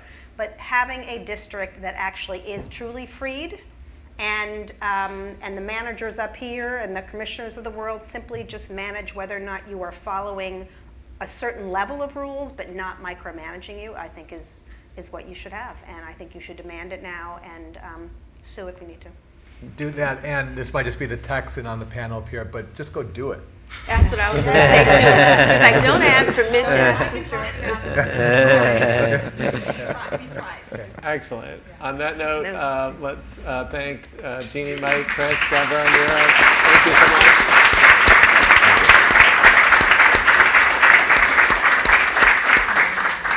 So we have a 15-minute break. We're going to start at 3:50 sharp. There are books that can be signed outside. And otherwise, less control, more self-chosen action.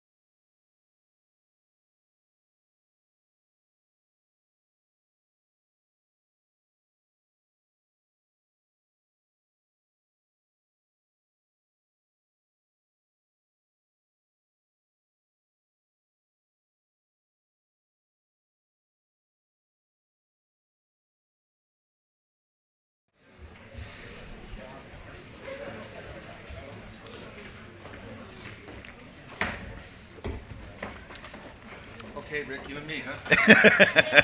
That's good company, baby.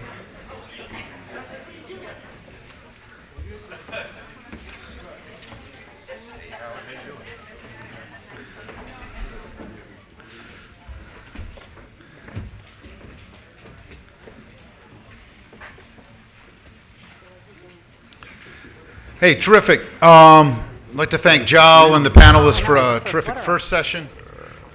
What we've now got is a conversation about titled Advice to Young Reformers. For those of us who've been in this space and doing this stuff long enough, I find that we spend a lot of time telling people what they should think, and that there's many fewer opportunities to actually hear from folks what they've learned.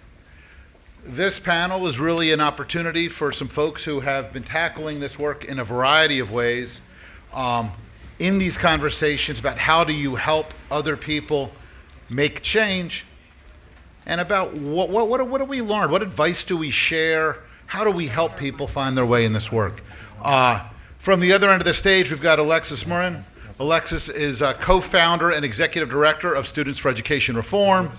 She was also, he's been named one of Forbes' 30 under 30, all kinds of cool stuff like that. Howard Fuller needs no introduction in this stuff. Got dragged into serving as superintendent of Milwaukee once upon a time, founder of Black Alliance for Educational Options, a man who has been a mentor and a role model to many of us doing this work. Hannah Scandera, state superintendent of New Mexico, one of the longest serving state chiefs in the country, chair of Chiefs for Change. She worked at the U.S. Department of Education as deputy chief of staff with Margaret Spellings, worked in Florida with Jeb Bush, and was an undersecretary of education for the Terminator in California, Governor Schwarzenegger, when he was out there. Peter Cunningham, founder of the Education Post, director of communications at the U.S. Department of Education with Secretary Arnie Duncan, and Darrell Bradford, vice president of 50 CAN, head of New York CAN, and general troublemaker in this space. All right, guys, let's start with this. Let's start with this. What is the worst advice that you were ever given when it came to working in schools or schooling or educational change? Slow down. Say more. Well, I think that there's just always the tendency to slow down and to find reasons to stop and to find more and more reasons to delay, and all the pressures in the system slow you down. And so you just need to balance it by creating a sense of urgency. To me, the idea that kids are in school today, we can't freeze dry them while we figure out how to solve whatever problems we're trying to solve. So I think you just need to have a constant sense that we're working on these problems. We're constantly working on these problems. We're not just thinking. A lot of people are doing thinking. A lot of great think tanks like this one and others are doing a lot of thinking, and that's good. But when it comes to actually driving change, you need that pressure to keep going. I have to say, I think, Peter, you gave that advice to me at one point, too, so let's be clear. Can't you just, simmer down a little? Maybe simmer and slow are different things, though. That was different. I think that's good. So I heard you talking earlier, Rick, about being deliberate, and on one side, I was kind of like, yeah, maybe deliberate, like slower, more engaged, more high touch is better. And then I read some excerpts from this book that this dude named Machiavelli wrote. And in The Prince, he just talks all about the application of force, right? And like when you're changing policy, in some way you're applying force to like a problem of government or of society in a way to get a specific outcome. And his thing was you apply all the force at once, and then people get used to it, and then afterwards you kind of cool it out, and then everybody's like, all right, this is like a new normal.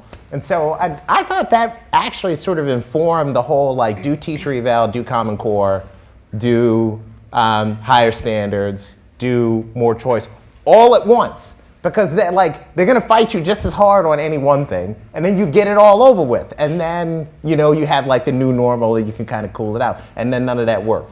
So I beg to differ that none of it worked. well, no. I mean the cool it out part did not okay. did not work. Okay, all right. Alexis, you must have got a lot of advice from folks while you guys were launching Students for Ed Reform. Any of it particularly unhelpful? Yeah. I think all the advice that boiled down to take shortcuts when you're doing community organizing work is terrible advice. You'll have nobody behind you. You'll look like a tool. And the change that you seek to make won't last. It won't last through the next school board election or the next superintendent. Well, what's an example or two of some of the shortcuts folks talk about? Yeah. I'll give one example. Our organization trains college students, and predominantly college students who experienced low quality public schools, as community organizers, and then they go back to their urban districts and they become a force for accountability and change in those districts, particularly to improve education for the low income students in those districts. And we have a leadership development nonprofit that does some lobbying on issues at the district level, and then we have a partner political nonprofit that can do some electoral work. In that electoral work, we've very deliberately developed a model where students become field organizers. They vet all the candidates running for school board in their city, and then some they'll decide to endorse if they meet the values of our members, and then they'll go door knock, usually in communities they grew up in, to talk to voters about the fact that they do have power to install a different leader if they're not happy with the direction of the district. And there's a lot of opportunities to take shortcuts in that work. For example, you could say we can reach more voters by mail. Why would we ever take the time to do this really slow door knocking work? And that could be true, but you have to think about what's left after election day. Whether you win or lose, like, wouldn't you rather have some group of people who are trained and can sort of like fight the next battle, and a set of voters who've had real conversations to think about these ideas so that they're more attentive? So that would be one example of taking a shortcut. Another would be, treating students as ornaments to come in after the fact and sort of pretty up a controversial decision, as opposed to actually really caucusing and listening to students and sharing research and sharing what you think, but also having students in this really dynamic conversation to identify what they've seen in their district, so that when the time comes to sort of speak truth to power and power pushes back, there's some real commitment. Like, we've thought about all these options, we talked to hundreds of people, we really can stand by our beliefs here. Yeah. Howard? I think Rick, the worst advice I've ever gotten isn't just about the work in ed reform. It's more generally the work I've done in my life. And that advice was not to be so black, which I always found intriguing. But no, seriously, but there are people out there who've told me on more than one occasion that, you gotta be less black, man. You can't always be talking about black people. You got to figure out a way to make people feel more comfortable. And I'm like, man, forget that. I mean, the reality of it is that, I come from a people that was snatched off of the African continent and brought here, and has gone through years and years of various forms of oppression. And it just seems to me it would be a blow to my grandmother and to my mother and to all of the black people who have fought and died to try to get rights in this country, for me to be here in 2016, 17, whatever it is, trying to be less black. So for me, I ain't black enough, evidently, because the kinds of things that I've been talking about for years still exists. And what I mean by that is that with all of the rhetoric and all of the talk about diversity, this, that, which is important, the issue of how people get power, particularly poor black people, is still a fundamental issue in all of this stuff. And I just feel like if a person like me starts being mealy-mouthed around the issue of black people, the possibility of change will be even less.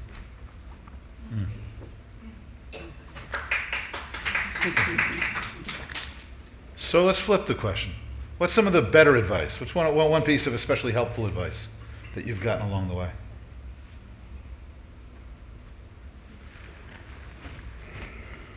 I went first last time. We're weighting the bad answers down to this end. So I don't know if it's a piece of advice, but it was like a realization I couldn't really articulate, and I do think some of the earlier panelists kind of kicked it. I just wildly overestimated people's altruism and deeply underestimated their self-interest. And so now, like, my approach to everything is just if you have to disrupt somebody's like close self-interest, like the private school that they think is public but that is really private because they paid like a ton of money for an apartment to get it, that you have to bring something just equally disruptive to bear on that, because nobody is going to give that up willingly. And I know when I first started doing this stuff, perhaps all like like bright-eyed, bushy-tailed, and sophomoric about the innate goodness of human creatures. I thought once everybody had the facts, like, of course you want to help out your fellow, your man, your boy, right? And it's just not real. And the frustrating, maybe the more frustrating thing about that is that like a lot of that behavior is just completely understandable. To go back to it's reprehensible, but it's understandable. To go back to the analogy of before, Rick and I talked about this a bunch, when you set up like housing and school the way we set it up, and somebody plays by those rules, they're like, I played by those rules. Like, all the incentives are aligned for that behavior. So if like, I just did not think that was the world that we lived in, and now I'm massively woke to it, in every way you can be woke to it, and it kind of, I don't want to say it blunts, but it sobers up what I think is possible from a policy standpoint in a way that I wasn't like 5 or 6 years ago. I don't know if this is the most standout, but I will say something that's really, I used to talk, and I think in the reform movement, whether it's a movement or not, we talk about systems all the time, and how important systems are. If we change this system, we get a better incentive, and we'll have these outcomes. And I do believe systems are important. But I really don't think most people outside of places like this and few policymakers care very little about systems. They care about their kid. And they want to know that what you're doing is truly fundamentally going to game change for their kid. And often it's not actually, to your point, not all the other kids, my kid. Yeah.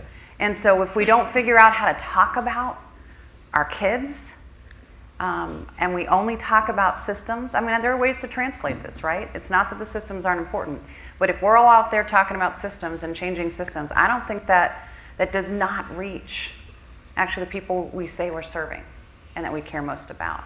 And I think that was a big mistake I made early on. And somewhere along the line, somebody literally, kind of hit me and said, "Why are you talking about that? What does that even mean?" And then, and then we had this conversation about their kid and what they wanted for their education. So I think that's one big shift. On this sort of the same vein, I remember I started writing speeches for Mayor Daley in Chicago in the 90s, and there's a political consultant who said to me, all the policy people think that everything starts with policy and then you build a message out of that. And then he came and said, no, but message drives policy. You really have to figure out what the message is of the mayor, what the message that got him elected, what did he promise, what did he say, and it's not, he didn't promise a whole set of complicated little policies, he promised a better city. And what did Barack Obama promise? It wasn't a whole set of specific policies so much as a vision of America. And that idea that message really drives policy has always been close to me. Obviously, I'm a message guy. I'm not a policy guy. But I just believe that really understanding what message is, what the promise that's been made, and then how do you fulfill the promise? And that's where you turn to the policy guys and say, okay, we were elected to make America great again. How are we going to do it? Well, we were elected because the economy's stupid. So now how are we going to do it? And so I think that was good advice. I think it's, they're kind of the same, but they're almost two things. One is the advice that Derek Bell gave me, and he talked about in his book, Silent Covenants, and that's understanding interest convergence theory.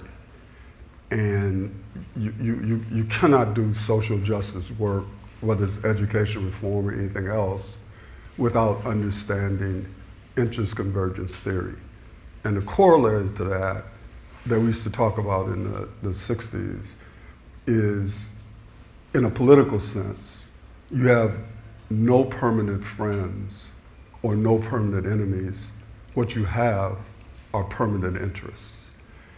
And it's my understanding of that and how interest convergence theory operates in this country that has allowed me to get up some mornings to go do this work. Because you live in a sea of contradictions. And the question about how you negotiate those contradictions every given day is critical in trying to do work to save children whose interests are not significant in this country. Two pieces of good advice. The first is about team building, and this came from Megan Sarah, who's one of our board members, and she said it so simply. She said, pay attention to how you feel and your energy level after every conversation. Which doesn't mean only do simple stuff or happy stuff, but really tune in, and is this partnership generative? Because if you're gonna tackle a big problem, you need a creative and dynamic team. And that's a great gut check when you're a young person, you're managing, you're trying to tackle a huge problem, to appreciate that and realize you're not going to get very far alone. So you need to constantly forge really constructive relationships. So that's a little bit about, I think, process. And then in terms of the overall goal, Dr. Fuller, something that I've heard you say at a number of speeches and conversations you came and you spoke to our members, is a real point about liberation and self-determination, and not making decisions on behalf of someone and really cutting them off from their essential dignity and agency. And I think that's something that everyone can appreciate as part of the initial contradiction of America, people wanting to make their own choices and have liberty, but also our original sin of slavery. And that idea that we have to approach any change we're making with this fundamental respect for people's agency. And Rick, you talked about this in your book. These are big public decisions that should be debated in public, and ultimately people should be influencing and voting and shaping them so that they do serve their kid in their neighborhood. That advice, I think, which is about change with integrity, has really shaped our actions and our model, and it's been terrifically unsexy at many points in time, but it's also been so powerful. You said in the last conversation, I think Ricky said something like, it's really unsexy to do all this local work, but I've spent most of the last Tuesdays of this month in a city you probably haven't heard of, Richmond, California. It's in the East Bay, it's north of Berkeley, at their school board meetings. And in the last 3 years, their school board has a new majority of folks who are willing to turn that district around. It used to be the lowest performing in the state. Had a $1 billion bond program being investigated by the SEC. And a bunch of parents, community members, and a lot of alumni of the district got together and started to fight for new leadership on that school board that would take academics seriously as the priority and not accept money from the developers. And then talked to thousands of their neighbors and ran the biggest door-knocking campaigns that have happened in that city, and now show up to every single school board meeting and ask about how students are learning. And so we're seeing this new board majority and the superintendent actually respond to this pressure that's coming from their constituents. And it's been slow and steady, but it's been building, and now we see a real change in the energy to, transform the district. And we don't know yet if it's gonna result in the changes we want for kids in the schools, but we do know that people are determining, really great people with good interests, not outsiders, are determining the path that their district can take. And I believe that's gonna result in sustainable change and set us up to ask questions down the road, like, are we seeing kids learning more? And it won't be Alexis's project or Rick's project or anyone else. It'll be the people in this city, and they'll continue to guide and steward it. So I think that lesson I've taken to heart and tried to apply in the work that we do through our organization, and I think it's been probably the most powerful piece of advice. Just one comment on that. I've been in a lot of situations where people think their job is to figure some problem out, and then once they come up with the solution, go out and sell it, as opposed to go out and discuss the problem and bring back what people said and then try and solve it. Like they really do it the wrong way around. And so, Why do we get that wrong? well, you know, you're under a lot of pressure. You have to do things quickly. You feel the need to change. A lot of people just don't invest the time to do deep engagement. It's very time consuming. A lot of superintendents, they get hired, they're under a lot of, you know, they have a year to get results or 2 years to get results. I think the average superintendent lasts, what, 2.5 years or something like that? So I just think that they don't realize how much time is involved. I was just out in Kansas City. They just announced a new initiative. And the guy had come to me about 2 years ago when he started. And I said, spend a ton of time talking to people first, and then give them back what they tell you. Say back to them what they said to you. And I just met with him, and he said he spends 60% of his time doing that. And he thought most of his time was to figure out how to solve the problem. And really, a lot of his work is about making sure he's talking to people and making sure that what they want is what he's giving them. Or, you know, going back and forth with them, bringing them along. But people just always underinvest in that work. Hannah, you've spent close to 7 years now as a state chief. You've spent other years working in state leadership. To Peter's point, what do you now know about that work? What do you advise others about that work of state leadership that you might not have realized, the first day you were trying this? A couple things stand out. One, I think whenever you're leading in education, really important question to ask is, what generation is the city I'm serving, the district I'm serving, the state I'm serving, where are they? Are they, and I'll give an example. When I had the opportunity to serve in New Mexico, I would say we were in almost what I would call a prenatal phase of education reform. Whereas I would look, and Florida at the time was absolutely leading the charge. Yes. And they were probably second or third generation. Very different things you have to do or get to be a part of, depending on where you are. And if you don't know that, you can come in blazing a trail, either failing to build on what's gone before you, and failing also to remember that someone's coming behind you. And so I think you do different things, and I think there are different kinds of leaders for different generations, if you will, of reform and change. So knowing as you're walking into something what you're walking into, and knowing, are you well suited for whoever you're serving, are you well suited to serve them? So I think that's one big piece, that discernment, and what kind of leadership is needed. I do believe in those prenatal phases there is breaking of glass. We like to, especially as I've gotten older, I was thinking about the panel before, and in general, this is a pretty, my experience of everyone on the panel is that they've got a lot of wisdom. That usually comes after some serious beatings, right? And big time, right? And so out of that comes a more matured, nuanced ability to walk something out. I'm going to be honest, 8 years ago, did not have that. Broke a lot of glass, no nuance. I would still break the glass. But I do believe that there's a nuance in that space, and understanding these pieces is really important. The second thing I would say, and I'm still living this dream, that's sarcastic for about what I'm getting ready to say. And it actually came out of some advice that someone gave me and came back later and said I was wrong. I assumed, in the state leadership role, it's my job, and this sounds so parochial now, but I'm like, this is really what I believed. These are the things I'm supposed to do in the state role. And especially when it comes to communication things, and I talk to superintendents, they talk to principals talk to teachers talk to parents. And it's really not my job. I mean, I'd be out of my lane, wouldn't I be out of my lane? If I were talking to teachers. Woefully mistaken. And there's a huge pain point in not seeing that sooner. I will say I like to think we're on steroids right now around talking to parents and teachers. But that comes out of some serious living that dream the wrong way. And so I just would say that, when you assume what I assumed at first, you have the worst game of telephone ever. If you're lucky, part of your message is still in it by the time it's in communities. And that's if you're lucky. So, I'm just to go kind of between what Alexa said and what you guys said. I'm conflicted on top-down versus bottom-up at this point. So we have this advocacy 101 class that we teach all of our fellows, which is to say I get to teach all of our fellows.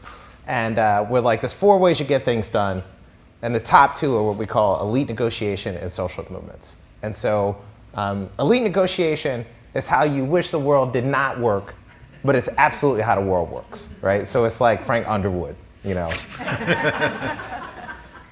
social movements is how you want the world to work, but it almost never works that way, right? So it's just a whole bunch of people going, ah, and they're like, those people said, we should fix this, And normally, the whole point of this is that, elite negotiation is probably the lever that is used most because government is set up that way, and that it normally needs a companion strategy, and that elite negotiations and social movements actually work really, really well together, right?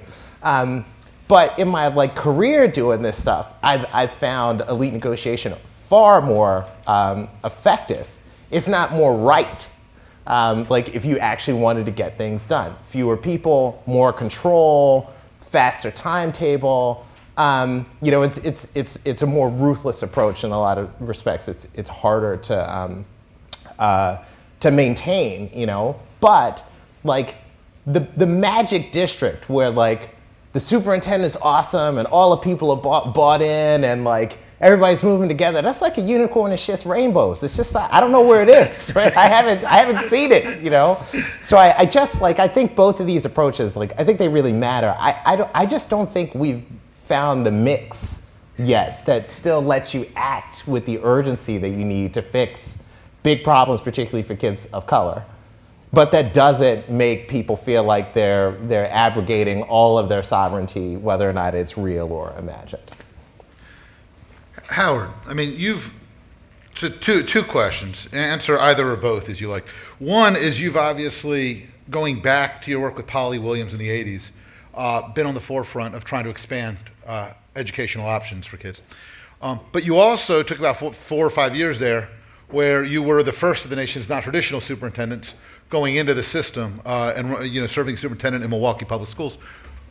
What did you not know back when you were first pushing for school choice that you think that you have learned and that you share with folks today?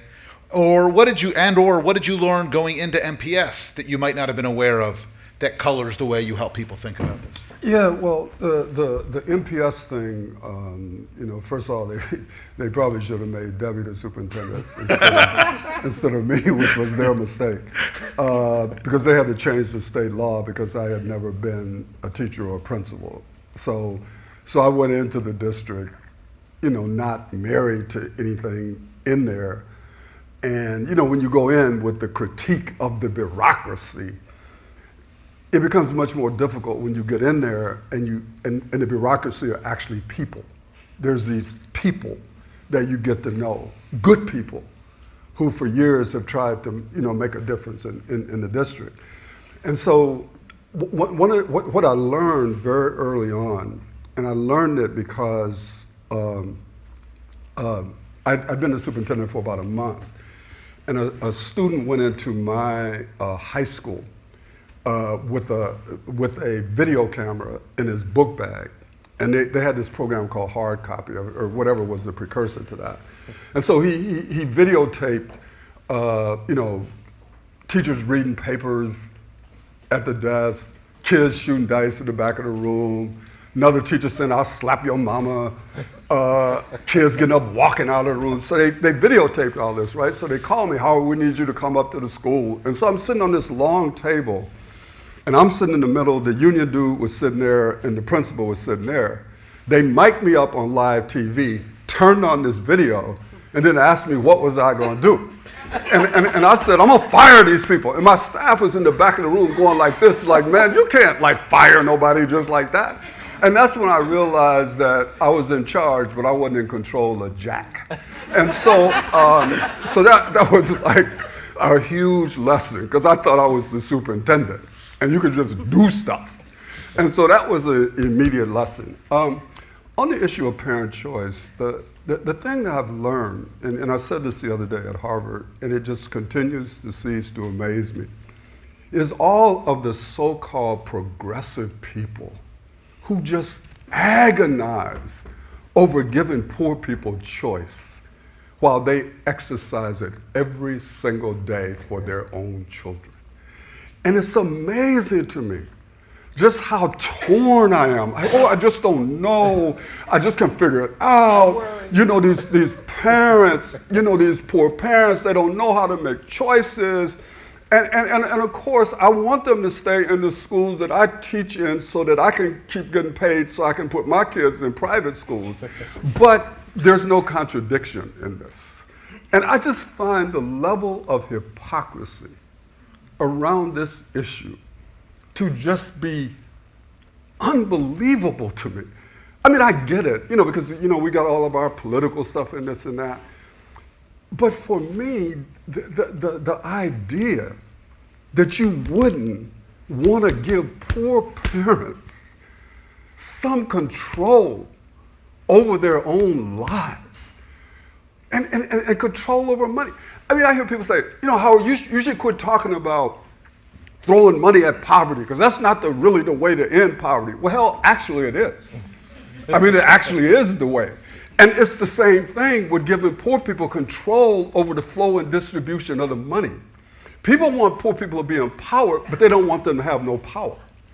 And so one of the things you do, if you control the flow and distribution of the money, you change the power arrangements that are critical to sustaining the existing system. And so for me, Rick, that is the enduring lesson of just the rank hypocrisy that exists, and people are comfortable with it, man. And they look at you and, oh, you know, you out here support, you the voucher man. You out here trying to destroy our system. Oh, you mean the one that hasn't educated kids in years? Oh, you mean the one that you moved to the suburbs so you wouldn't have to go to it? Is that the one that you're talking about? Come on, man. So that, I mean, it just burns in my soul. And Howard, when you think back, you know, I mean, 30 years ago when you guys were first talking about this, would you have not expected that, or what? I don't know, man. You know, Polly, you know, what we were trying to do actually was to create a way so that black people could start schools. Because the fight was all about the fact that the Milwaukee public school system, for whatever reason, was not able to educate poor black kids. And so first we tried to get them to change, then we tried to create our own district, and then they wouldn't let us create the district. So for us, logically, it was, you won't educate the kids, you won't let us create our own district, give us a way out of here. And with all due respect, I had never read Capitalism and Freedom. I know this is heresy. I wasn't sitting in my basement like, oh, capitalism and freedom. No, it was like a progression of struggle, right? From trying to change the district, trying to create our own district, and then giving us an avenue to get out. And it was a social justice issue for me from day one, and it still is. And so I wasn't surprised at the resistance, because I knew that we were onto something because of the nature of the resistance. See, because people don't resist stuff that don't mean nothing. You know what I'm saying? So when you start getting the level of resistance that we got, I was like, hey man, this is something. Yeah. No, seriously, this is something we need to fight for, because these people, man, they're not trying to have this. And that was a and continues to be a lesson for me. I always look at what is the level of resistance, and that helps me understand how important it whatever it is I'm working on actually is. So, Peter, I mean, one of the things that you have done for decades now is help folks communicate, help folks message, help folks kind of make their case. You started Ed Post partly to help inform the conversation and also to help channel some of these arguments. What did you learn kind of launching Ed Post, and what have you learned helping folks in education and in communities work on making sure their voices are heard? I think the biggest thing that has prompted my work in the last 3 years is the idea that we're in such a bubble, that there's such a bubble of politicians, union leaders, administrators having one conversation, and we're really not bringing parents, teachers, and kids in the conversation nearly as much as we can. And I just try and overcorrect as much as I can in that direction. I also just really try and push people to understand what the other guy is experiencing when they communicate. You know, we get... How do you do that? Well, we get angry about unions, for example, or lots of us get frustrated by unions and reform. They say they're for reform, and then they go out and they find they can't sell it to their members, so they say, well, I'm not for reform anymore. Well, that's actually their job, is to represent their members, and so we can get frustrated as we want. And the other one I've thought a lot about is, I've learned a lot about in the last couple of years, is how invested parents are in the choice they made. And that choice often, or in a lot of cases they didn't have a choice, but they still somehow felt that as parents they had, you know, they're supposed to protect their children. And so when you're trying to explain to them, actually your school is really struggling, a lot of kids don't graduate, they feel so crushed. They feel responsible themselves. And that was a real eye-opener to me, how much parents actually blame themselves more than they blame the system, more than they blame circumstances beyond their control. And so I really try and help people understand, you know, I really encourage them to spend a lot of time trying to understand what they're feeling. One good piece of advice I got from Roland Martin was, when you're talking to African Americans, he's talking to all of us white education reformers, he said, start with 3 amens. Start with 3 things that they're going to agree with, that they feel, and validate their experience before you go in there and tell them their schools stink, which is what too often we do. So I'm just really deeply committed to helping people understand what the experience is like for them. If for inner city African Americans, reform means you're closing our schools and you're firing African American teachers, well, they might not actually really dig that too much. And so you really have to spend a lot of time understanding where they're coming from. So how do you do that? So if you're, you know, part of an organization that has a mission, and you spend your time pushing your mission and going to meetings, and how do you connect with people who can actually have a civil conversation with you, who see it differently, with these students, these parents, these teachers? How do you encourage folks to kind of actually do that? Well, showing is more important than telling. You know, there were times when we used to put people on buses and show them other schools that were different from their own. Because the typical parent doesn't spend a lot of his or her time running around looking at lots of different schools. They just enroll their kid in the local school, and they assume, they trust that the adults in that school are going to do right by their children. So that's one of the ways we've done it. I think enlisting them directly in the cause, hiring those communities. We spend a lot of time at Education Post now. We hire people all over the country to write about their communities and their schools, and it's them and it's their voice. And we don't, you know, over-edit them. We don't tell them what to say. We don't have a litmus test on issues, but we mostly find people who are somewhat supportive of the things we want to do and give them a platform, and they feel so empowered. They can't believe it. They just can't believe it. We've had some parents who've written some blogs, and we've gotten those blogs placed in ebony. they just can't believe it. They're like floored. So again, I think the idea of genuine empowerment is something that doesn't always come natural to people who are trying to solve a problem right away. First thing how do you connect with these parents? So if somebody's like, I want to talk to parents who aren't part of my advocacy orbit, how do you connect with someone? I mean, you have to find them. We hired people to do outreach. We connect with local funders. We connect with local education leaders, and little by little we find them. They actually find us sometimes. They engage on social media, and the next thing you know, you're talking to them, and the next thing you know, they're. You know, I can't tell you the number of times I've been in situations where we have to announce something, and someone says, "Can we find some parents?" It's like, no. Does anyone know any parents? No, we don't know any. You know any? Do you know? Are you a parent? some staffer, you know, are you a parent? So it's a job, and again, I think the instinct is just not to do the work, and we find them in all kinds of places. They are there. They care about their kids, and.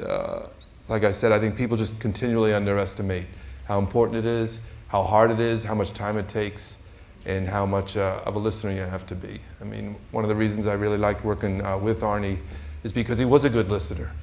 He used to tell me these stories of he'd go up to Capitol Hill and meet with a senator. The senator would talk to him for like 45 minutes nonstop. And then he'd say, "What did you come up here for?" You know, some elected officials think that their job in every situation is to walk in and start talking. And, you know, actually, your job is really to walk in and listen so that they feel heard. And if you get good at that and do it a lot, it really makes a difference. Alexis, you know, when you and Catherine were launching Students for Ed Reform, you guys had to kind of obviously invent it as you went along. Is there advice that you now give to folks who are excited about this work? How to start a chapter, what are a couple of the things that you might not have known when you started that you share now? Yeah, so I'll share three things. One is that whoever you are doing this work, you have to start to educate, well, different levels of education are needed depending on who you are, but you really have to educate yourself about the truth of injustice in this country. I grew up in a super lily-white suburb, and I felt like it was unjust that our schools were so unequal, but I really didn't know anything about racism. I didn't have any vocabulary for this concept because I'd just grown up really around people that looked like me. So humbling yourself to become a student of understanding who has had more access and benefit in this country, who hasn't, how those dynamics have worked and how those come to shape especially our cities today, if you're doing urban school reform, will give you so much more ability to hear people and connect with people and shape ideas that actually are responsive to the conditions folks are living in. So that's one piece of advice. The next is to distinguish between voice and power. I think voice is really necessary, but voice without power becomes like a sideshow. So for us, that meant learning how to do a sort of power analysis of a district, which there's not really many classes in college that teach you that. You really have to go hunt out people who've made change and understand where are these decision makers in their influence and in regards to what it is you believe, and how are you going to move them. And that's why we started to develop these different techniques of showing up at school board meetings and getting involved in elections. What's the third piece? You can come back to it. Yeah. A little bit Rick Perry, right? Thank you. Department, hey, that worked out. Exactly. Though I think, as of this afternoon, they were still going, but. Hey, so all of you up on the stage have been attacked, vilified in various ways, various forms. That's one of the things people are frequently signing up for when they want to get involved in this space, because it is public and it does touch families and communities very directly. And if they disagree, they get angry. What's some of what you've learned, some advice you can share on how people should deal with and kind of handle some of the ugliness that comes up? Can I redeem myself here? Yeah. Okay.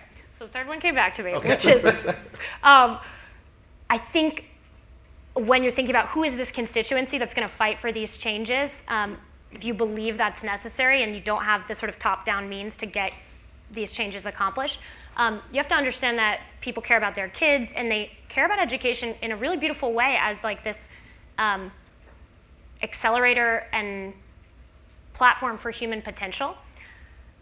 And I think most people aren't compartmentalizing their lives around, who I am as a person who has a certain amount of money, my race, my schooling. People are experiencing the world in a holistic way. And while there are so many political scenarios where you have to be willing to sit down with someone who disagrees with you and figure out what it is you can do in common or compromise on, when you think about a constituency of people who are going to keep fighting for these ideas, their values and their lived experience is what's going to get them in the game. And to the extent that you, as someone who wants to help them win something and realize you need people, you have to find these compromises between acknowledging people in their full humanity and showing them where it is that they can make a political change. So as an example, like we have many transgender students in our membership at ESFR, and transgender students looking at Betsy DeVos wondering like, whoa, what does this mean for kids like me coming up through the school system, are gonna have this huge challenge thinking about how to work together on anything that they might have in common. And I'm not saying the answer is to always sort of scrub out who you are and work together in a super specific policy-oriented way, nor is it to never meet with someone who disagrees with you on anything, but I just want everyone thinking about change and being a broker between a constituency and different decisions that can get made to appreciate that people are motivated by their values, and their values come from their humanity and their full self. Yeah. All right, that's To answer your question, I tell people who work for me and people who work with me, don't take it personally and don't get personal. And people, I think, slip into that a lot. They leap to saying that people's motives are evil and that, that they're personally, whatever. I just think that's a mistake, and that's one piece of advice. I say to people, I also tell people, obviously, you got to have a tough skin, and if people get, attack you directly, try to rise above it. When you say, especially, right, don't take it personally is kind of how you think about it. When you don't make it personal, are there a couple of things to do or a couple of things to avoid that help not make it personal? Yeah, but don't you have to take some of this stuff personal, man? I mean, some of these people are evil, man. I'm serious, man. It's like they used to teach us in graduate school to have professional objectivity. And when you're doing community organizing in communities where people have nothing, you should take it personal. In the sense that this is an affront to their humanity and your humanity. I get it that you can't get it so personal that you can't think and you can't, that it's all about you and all that. I'm not talking about taking it personal at that level. I'm talking about taking it personal at the level of humanity. Because what it is that is happening to people in this country who are poor, we need to feel something deeply about that, and it's not just an issue. It's like people's lives, man. It's like the children the young people who come into our charter school every day. These young people are experiencing things that you shouldn't have to deal with when you're 13 and 14 and 15 years old. And there's a certain level of it that I do take it personal. But not to the extent that it's you against me. It is, as I said, it's personal because you're denying the humanity of my children. And if I don't feel that in a very deep way, I'll come up with these erudite ways of talking about it, right? Instead of talking about it from the deepest part of my being, which is the way that I feel about it. Yeah, two things on this, actually two things. The first one is, I didn't really get this because I stumbled into being like a quasi-public person. I was just like, I was like a research guy. You were just hanging out in your apartment I was and hanging one day? out, just writing about stuff I thought mattered. And then one day people started reading it and it was like, oh, wow, people are reading it, you know? And then people disagree with it and then it all kind of escalates. So when you step in it, it's like a landmine. But it's part of it is really just the cost of doing business. It's just kind of to Howard's point, like it's a privilege to be able to like live your life out loud and sort of sort out how you feel about the world in the public square in a way that people respond to. It's not, I mean, like everybody can have a blog, like that's granted easily. The authority that comes with it is not. Right? And so all of those things, like they have upside and they have downside. So I just want to put that there. The second thing, though, was just something I really didn't understand for a while. And this is kind of to Peter's point, not to Howard's point. Is like my favorite button on Twitter is the mute button. I mute fools all the time. It took me forever to understand. So like human beings are wired to have conversations. So when somebody says something to you, even if it's crazy, you feel like you need to say something back to them, right? And then you get anxious, you get upset, you lose sleep, you're bugging out, all this other stuff. And then like one day I realized that like social media, all of this stuff it's not like, this isn't our living room. This is my living room, right? Like you're here on a guest visa, you know? So like now people say stuff and I'm like, I just keep it moving. I'm like, I don't think we agree with one another. If they keep fronting, I'm just like, boom. I must have like 1 million people on mute. And I say all that to say that like you actually have to put your brain in a place where you can respect actual like tactile criticism that deserves response. And where you can deal with the fact that some people will agree with you in ways that sometimes you find untoward, but that sometimes are motivated by genuine disagreement, although I would argue in our space more the former than the latter. While also understanding that there's a point where you just stop talking because like no one's going to be convinced. So my advice is use the mute button frequently.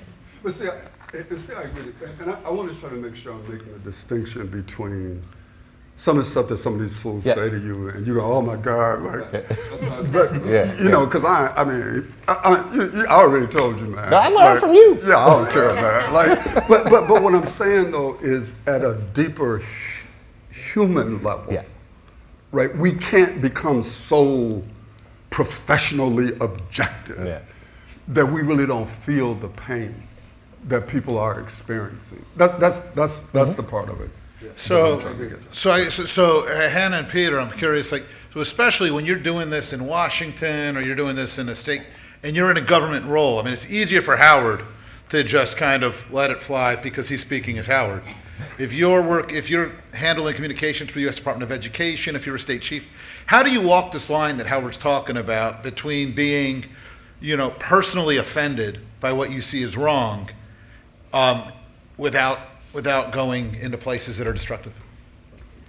So I'd say a few things stand out to me. First of all, and this advice was given to me, so I'm just quoting, but I think it's real. Put your big girl panties on. If you're gonna play, come on. Secondly, do you want to source that for us? Think about my bosses. Jeb, got it. Yes, Jeb. Secondly, and I mean this very genuinely, I agree with the distinction that Peter was making about taking things personally, and you cannot in that way, in the sense of the idiot response kind of thing. But if you don't think this is personal, you shouldn't be in it. Shouldn't be in this space, because I don't think you can serve well if it's not personal. So when it becomes unpersonal because you get to go to AEI all the time and talk about it or something, and all of a sudden you're just talking about it, get out. Get out. And then the last thing I would say that I am eternally grateful for is get good people around you.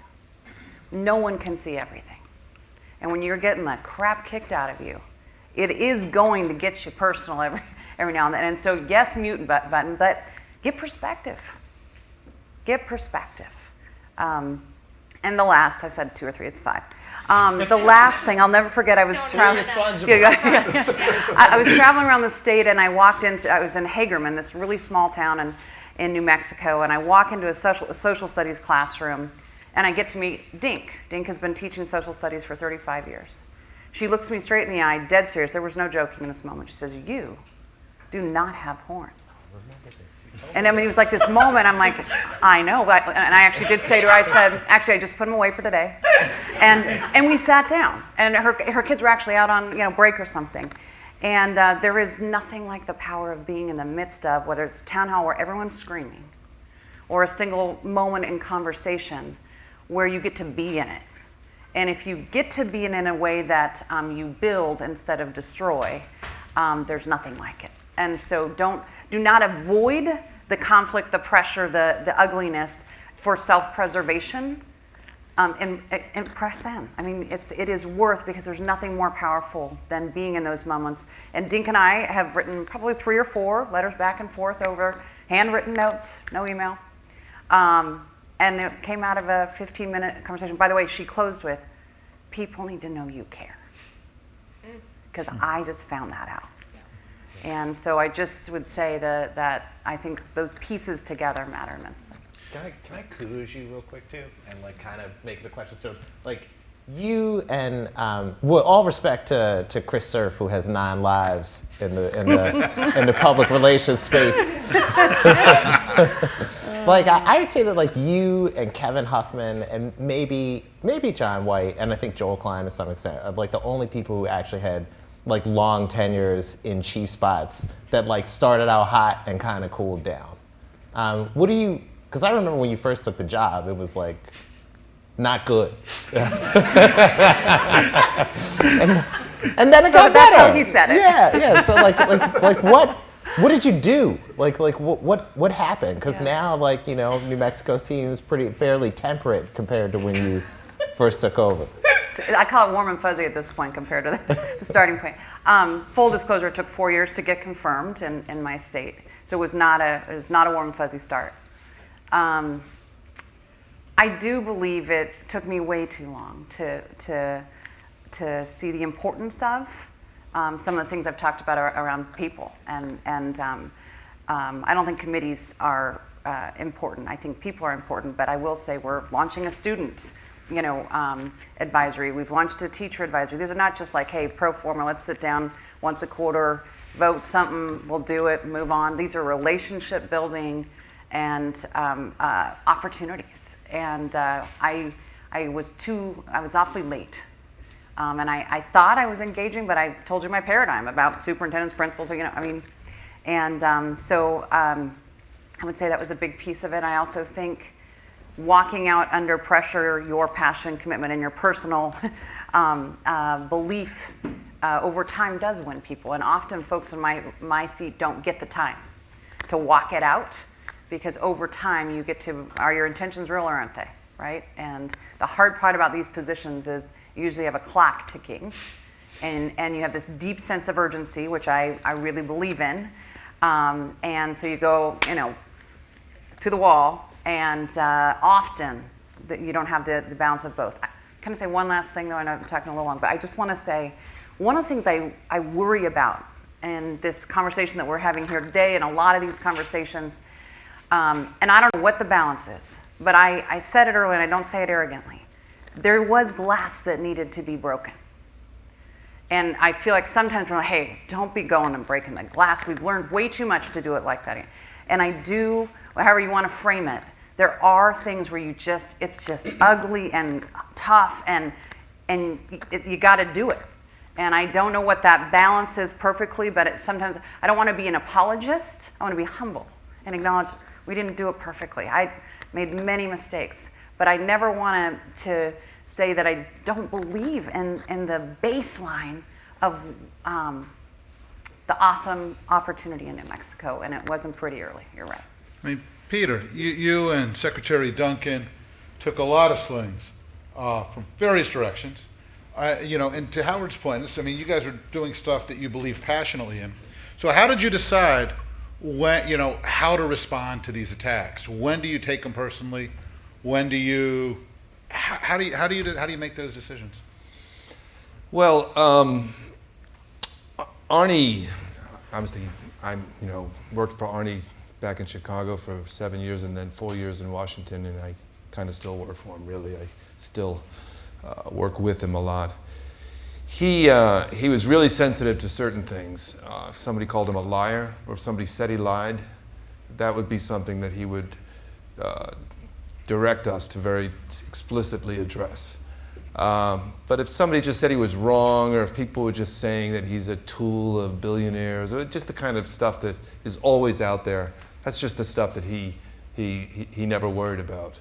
So there was a difference between somebody really challenging his integrity and somebody just kind of name calling. So we made that distinction.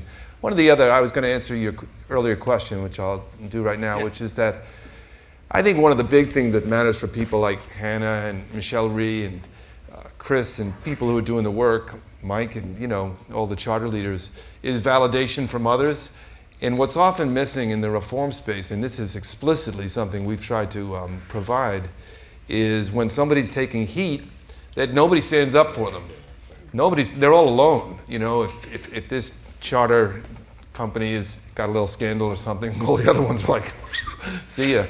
And similarly, if a superintendent or a state chief is taking a lot of heat, it's not as if they come together and say, hold on a second. And so I think that one of the things the reform community should get a lot better at is producing that validation on a consistent, steady basis, so that people, when Hannah's getting beat up, there's voices out there saying, wait a second, here's what's going good in this state, and here's what's going good in the work she's done. And I think that that's just something I really believe. Find the validation for them. John King, it was unbelievable when he was in New York. There was nobody would even write an op-ed saying, hey, John's doing the right thing, he's pushing us to raise standards. Doesn't mean the rollout of Common Core was perfect. They couldn't get anybody, and nobody would do it. And so, I just think that's an important muscle we need to develop. All right, last question. One of the things we've talked about is the problem with, advice like slow down. At the same time, there's we obviously sometimes get these things wrong.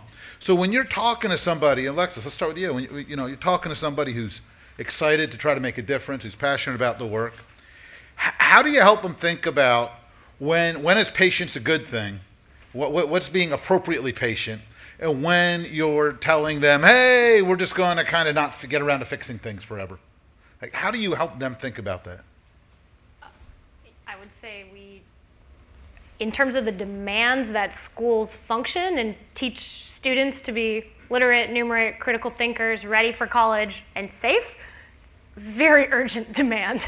When a student goes through a process with their peers of starting to get out from under the shame that their struggle in college is something wrong with them, defective with them, which they might have absorbed these messages, but they realize oh my goodness, my diploma was essentially fraudulent. I was not educated to the 12th grade level, and it happened to everyone from my neighborhood, and if we work together, we can change this.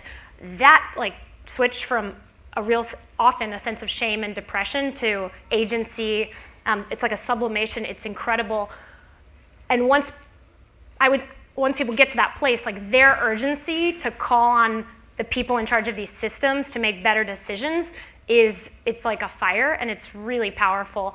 I think the part that warrants patience is to actually help people who have been harmed by the system, who will benefit from a better system, start to uncover what they have lived through and what changes they want to see, and connect with more people who hold the same views. Not everyone does, but a ton of people do. And I think if you are patient and deliberate in that part, then you'll have a group of people speaking together. It's much harder for you to be dismissed. You can build a voting block. So I think patience in that first step of really letting people get to that place of outrage and fundamental dignity that they deserve something better, and a team, and then urgency in what you expect of elected officials. They probably won't or can't do it all at once, but it's much more helpful for them to feel tremendous urgency to make the right choices than to only hear people saying, slow down, we don't like these transitions, we're not willing to make sacrifices. Darrell, so I mean, when is patience a good thing and when is it shorthand for being gutless? I don't know. Patience is a great thing when it's not you. I mean, to me, like this is why policy mix matters so much, and this will continue to be the #1 reason why like choice is my favorite lever, because choice is the one that gets to you today. Choice like cuts through the wrangling, the politics, and is immediacy like wrapped up in an opportunity that hopefully changes your kid's life that you get to exercise. And that needs to live next to teacher prep, like residency, pay reform, licensure and reciprocity, charter authorizing, all these other things that take time, and all together you get like a more kind of like holistic mix. Of all of this said, like I actually have no patience for any of it. Like that's like my more reasoned view. Because I remember this one time, like way back in the day, before anybody knew what was going on in Camden, I had an office there, and I worked there for like 10 years. And I remember going back there one day, like 10 years later, with one of my guys. He's a community guy working in Camden, and we were really upset about what was going on. And he was like, "What's up, Darrell?" And I said, when I first came here with you, there was a kid in the 2nd grade, and we have done nothing for that child. And now they're a senior in high school in a place with 10% proficiency. Like, that's unacceptable. In every way, it's immoral in every way possible. And just to kind of like loop what everybody said here, like, you can't have any patience for that. Like, the patience for that is the patience for the expiration of like the human of like the human experiment, period. So I think just what happens on the inside, like, you can't ever wait for this, because every moment is like lost human potential. In the real world, though, you live with these things, on a range of policies that hopefully help somebody access their own agency and get their best good now, while you try to do something better for everybody who doesn't feel it that acutely. I think that's a strong note to close on. Hey, I'd like to thank you guys for a phenomenal conversation. Thank you very much.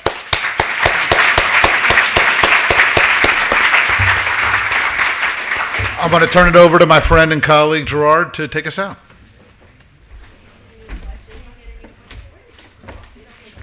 You had questions? Rick asked all your questions. He channeled you. Remember, he was reflecting. So you've heard from 2 great panels. You heard from Rick and the doctor. 2 takeaways for me. Number 1, reflection is important. The great thing about this conversation is you had diversity: age, gender, location, work experience in and outside of education. We need to reflect on that, because young reformers need to have access to conversations like that. Number 2 is reflecting on history. We've come a long way. The makeup of this room 25 years ago looked radically different. And so it looks different today because people reflected then, will reflect 25 years in the future. Thank you for your time. There's a reception outside, and also make sure, I think the book is over there, to purchase the book and add it to your collection. Thank you for your time.